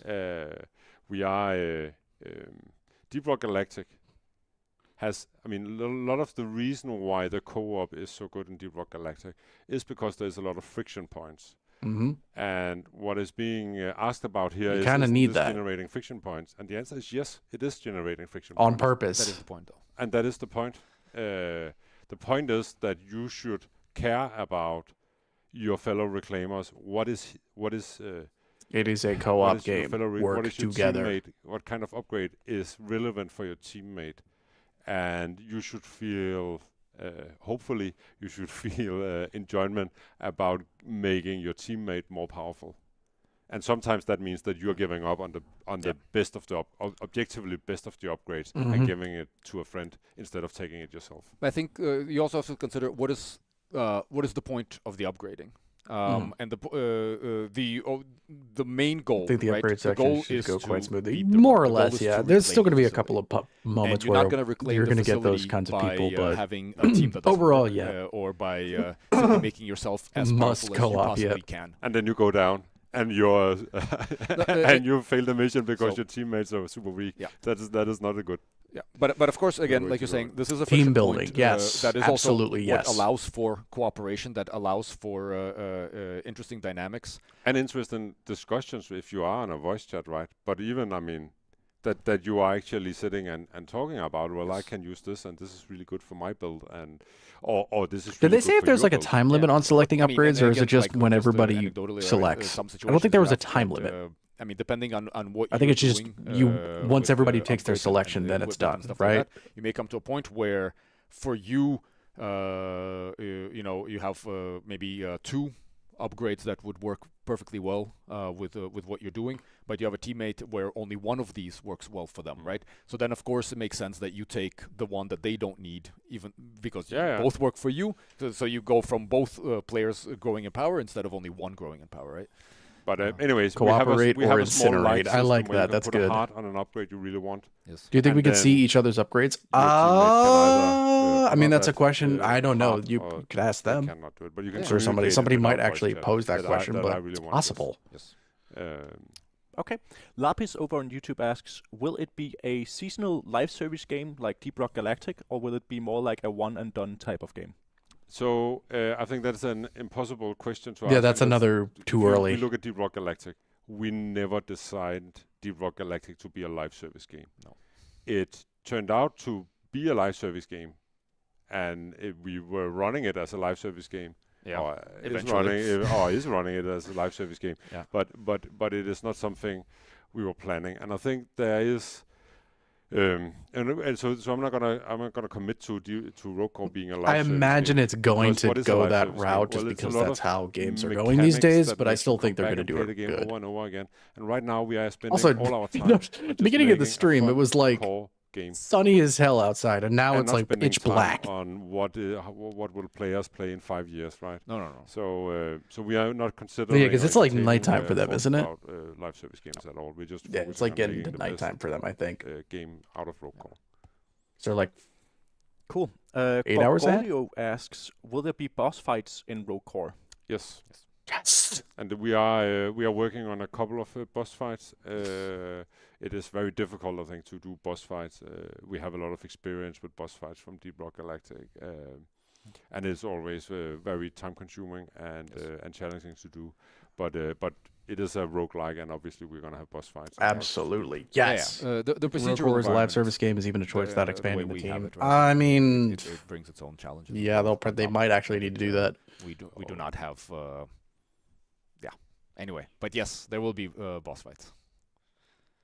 And on that topic, I guess Archidoc asks, will it get harder by as long as the transaction system is the same and it's not pay to win, I'm buying it. I doubt it's. I'm pretty sure it's going to stay the same. Exactly. What we're seeing is what we can say is what it is right now, right? Kind of, and here we definitely have difficulty increase by depth. Difficulty. And what we also have is a non-permanent difficulty increase by time. So the difficulty in this specific stage of the facility gets there comes to a point where you have to get out. But then when you come to the next one, you're good to go. You again have some time to explore and do stuff. So Gunny Dark right now. So when yeah, you're okay, working that's on fair. a roguelike, there's always this like balance between playing the game and not immediately as you step into game and you make a misstep that you can foresee. Now I'm never gonna. It's the end of the world. I mean, I just quit the game now Yes. because I have no chance, right? And I think we want to have a roguelike where you can have like victories, or you can be like make mistakes, and but then recover. you can recover from them. So yeah, no, I think it's very important, especially when we look at it in a co-op setting, right? Yeah. I mean, I think double. And I think I don't know. This is it's always very difficult. But again, I'm just emphasizing here that we are making we're doing our own take on what a roguelike is, and maybe the game is. It's going to be harder than Deep Rock, but maybe it's going to be easier than what you are I'm okay with imagining it. right now. A roguelike Deep Rock Galactic will be. I don't know. Yeah. Yeah. Is there going to be neutral wildlife, considering how hostile this deeper layer seems to be? So right now there isn't, and no loot bugs. Again, I think for sure there is a question here in terms of what do you call it, you know, the story, the setting that we're building up there. So kind of makes sense. The deeper parts are probably way more dangerous. They lost contact with the mining facilities. There's probably not too many friendly creatures down there. Why are there no glyphs? If any. Right. I mean, so yeah. The mystery. Anyway. Rankater over on Twitch asks, will the gameplay heavily rely on upgrades to keep up with the monsters? For example, how likely is it that players will be able to win a run without taking upgrades? Will it be very difficult or straight up impossible? Impossible, I'll say. I mean, it's so no vanilla runs, people. Even though someone's going to do it. Someone's going to be like, I went through with no upgrades and only the pickaxe and I was fine. And someone's going to, that you are upgrading. Otherwise, it is not interesting to upgrade. So, yes. But it is an action game. And therefore, what you can do with the keyboard and mouse plays a big impact, right? Whereas, of course, if it was a purely math-based game, then yeah, either yes or no. So here, I mean, how many upgrades you need to do what depends on how good you are. Ramping difficulty, yep. Rat Enjoyer asks, will you add cosmetic packs? I love how you implemented this system to the original game, sleek and hidden until the player wants to see them. I think this maybe I think this falls a little bit into the other question about live service game. Yeah. Right now, they just don't know. We are very much focused on. They really just don't know. These people are asking questions that they need to be asked like a year later, like. Exactly. That has to come later. Sounds like challenge run material. Can you say whether there will be beer in the game? Most likely, yeah. I mean, they're dwarves. The bar. You might have to do push-ups to get beer, though. Right, I think we'll do one more question. We have one here from Google Messages who asks, will stages have the chances of having mutators/modifiers on them, like with Deep Rock Galactic and then mutators in missions like low oxygen and low gravity and stuff like that? And I think we'll also bring in, of course, a lot of new mutators that or warnings, I think, and things, whatever we're gonna call them. But yes, I think that's definitely going to be an important part of the game. Excellent. What about cross progression? Can we expect any cross progression between Deep Rock Galactic and Rogue Core? No, and I think don't expect it. No, they're two different things. And I think this is exactly why we wanted to make a standalone game out of Rogue Core. Yes, because wonder if they'll drink massive kegs instead of bro. That'd be awesome.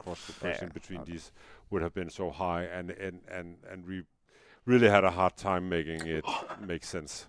Yeah. No, and of course, while I mean, again, Rogue Core is its own game, and we make it to be its own game, and there'll be people that buy Rogue Core that maybe don't want to play Deep Rock Galactic, and that's fine. Of course, we would love for people to play our games and stuff like that, but I mean, I think it'd be annoying. It's like, to unlock this in Rogue Core, you have to go. I think it is like, I mean, right now we have done a board game and we have done Deep Rock Survivor together with Fun Day, right? Yeah. And it's not really like we are worried that because people are playing Deep Rock Survivor, they're not playing Deep Rock Galactic, right? No. I mean, or if they are, fine. No. Cool. Okay. Last question, guys. Ooh. When are we going to have early access for Rogue Core? So the plan right now is Q4 25. Early access Q4, yeah. For the open early access. That's awesome. in a year. That's it for the Q&A, I guess. And I can throw a little extra bone in there, which is that we are we need to plan for an alpha, a closed alpha, for starters, yeah. That will happen well before Q4. Yes. Cool. But was that the last question, Mark? That was the last one. Yeah, I think that's it. All right. Some sort of cross-reward system, DRG save. I Maybe. hope you enjoyed what you have been seeing and hearing here. Yes. And we're just very much looking forward to continue. They're ready to get it. It's bedtime for all of them, probably. Definitely. And of course, I mean, if you have questions about Roker and stuff like that, you could post them on our subreddit, I guess. That would probably be the place where it's easiest to catch it. And I'll go and check. And I think now we have talked so much about Roker right now, so hopefully this will be sort of like the beginning of us actually being way more active about showing what we're doing. Yeah, and this is just the start. They're going to keep showing so much stuff. More images. This was a lot of. This was a ton of info. I mean, so expect that to go up in cadence after today. Yeah. We also had when we came back from season 5, right? It was a little bit of a rough start because we switched to Unreal 5 for Roker. That's why. That went. I mean, it actually went really, really smooth, all things considered. But yeah, that was fun. But all right, thanks for watching, everyone out there. See you, chat. Have a nice day. Thanks for watching, guys. Rock and Stone. Rock and Stone. Well, that was something. How do we feel about all this, guys? That was actually let's go back. Let's go back a little bit because that was where when an stalker is around, you really want to see cover and. I still want to see where is it. This was absolutely insane. In front of him and sends out that is just absolutely nuts. Just we have a melee attack. Super effective. Like that was something good. The biomes, everything. Like there is so much going on here that I am so stoked for basically everything that's happening. That was a lot. We got so much information. We got way more information than I thought that we were going to get, but this is so far looking phenomenal. I am so stoked for all of this. I don't want to like abruptly end the stream, but I gotta get working on this because I have so much stuff in my head that I want to get out that I'm probably not even going to be able to do in just one video. But that was great. We got so much information. Roker is looking absolutely insane. I cannot wait. Despite some things, I like to look at the stuff I saw and heard so far. Managing expectations, of course, but I really like. I am so like the hype has never been more real for me. This has just been absolutely great. But I'm gonna get working on this because I have so much stuff that I need to get out of my head. But I want to say thank you guys so much for stopping by. Thank you so much for spending your morning, afternoon, whatever it is near you. It's morning for me. It's probably evening for a lot of you guys out there. But we saw some really good stuff. Very much excited for Roker. And yeah, I hope you guys enjoyed this. I hope you guys like this. I know I didn't play anything, but I'll probably be back at some point in time within the next week or so, maybe doing some more streams. I still got to get the botting situation taken care of because that's still really annoying. But in any event, thank you guys so much for stopping by. I cannot wait to go through more Roker stuff with you guys. And I hope you guys have a lovely rest of whatever day it is. And yeah, thank you so much for stopping by, and I'll see you guys later.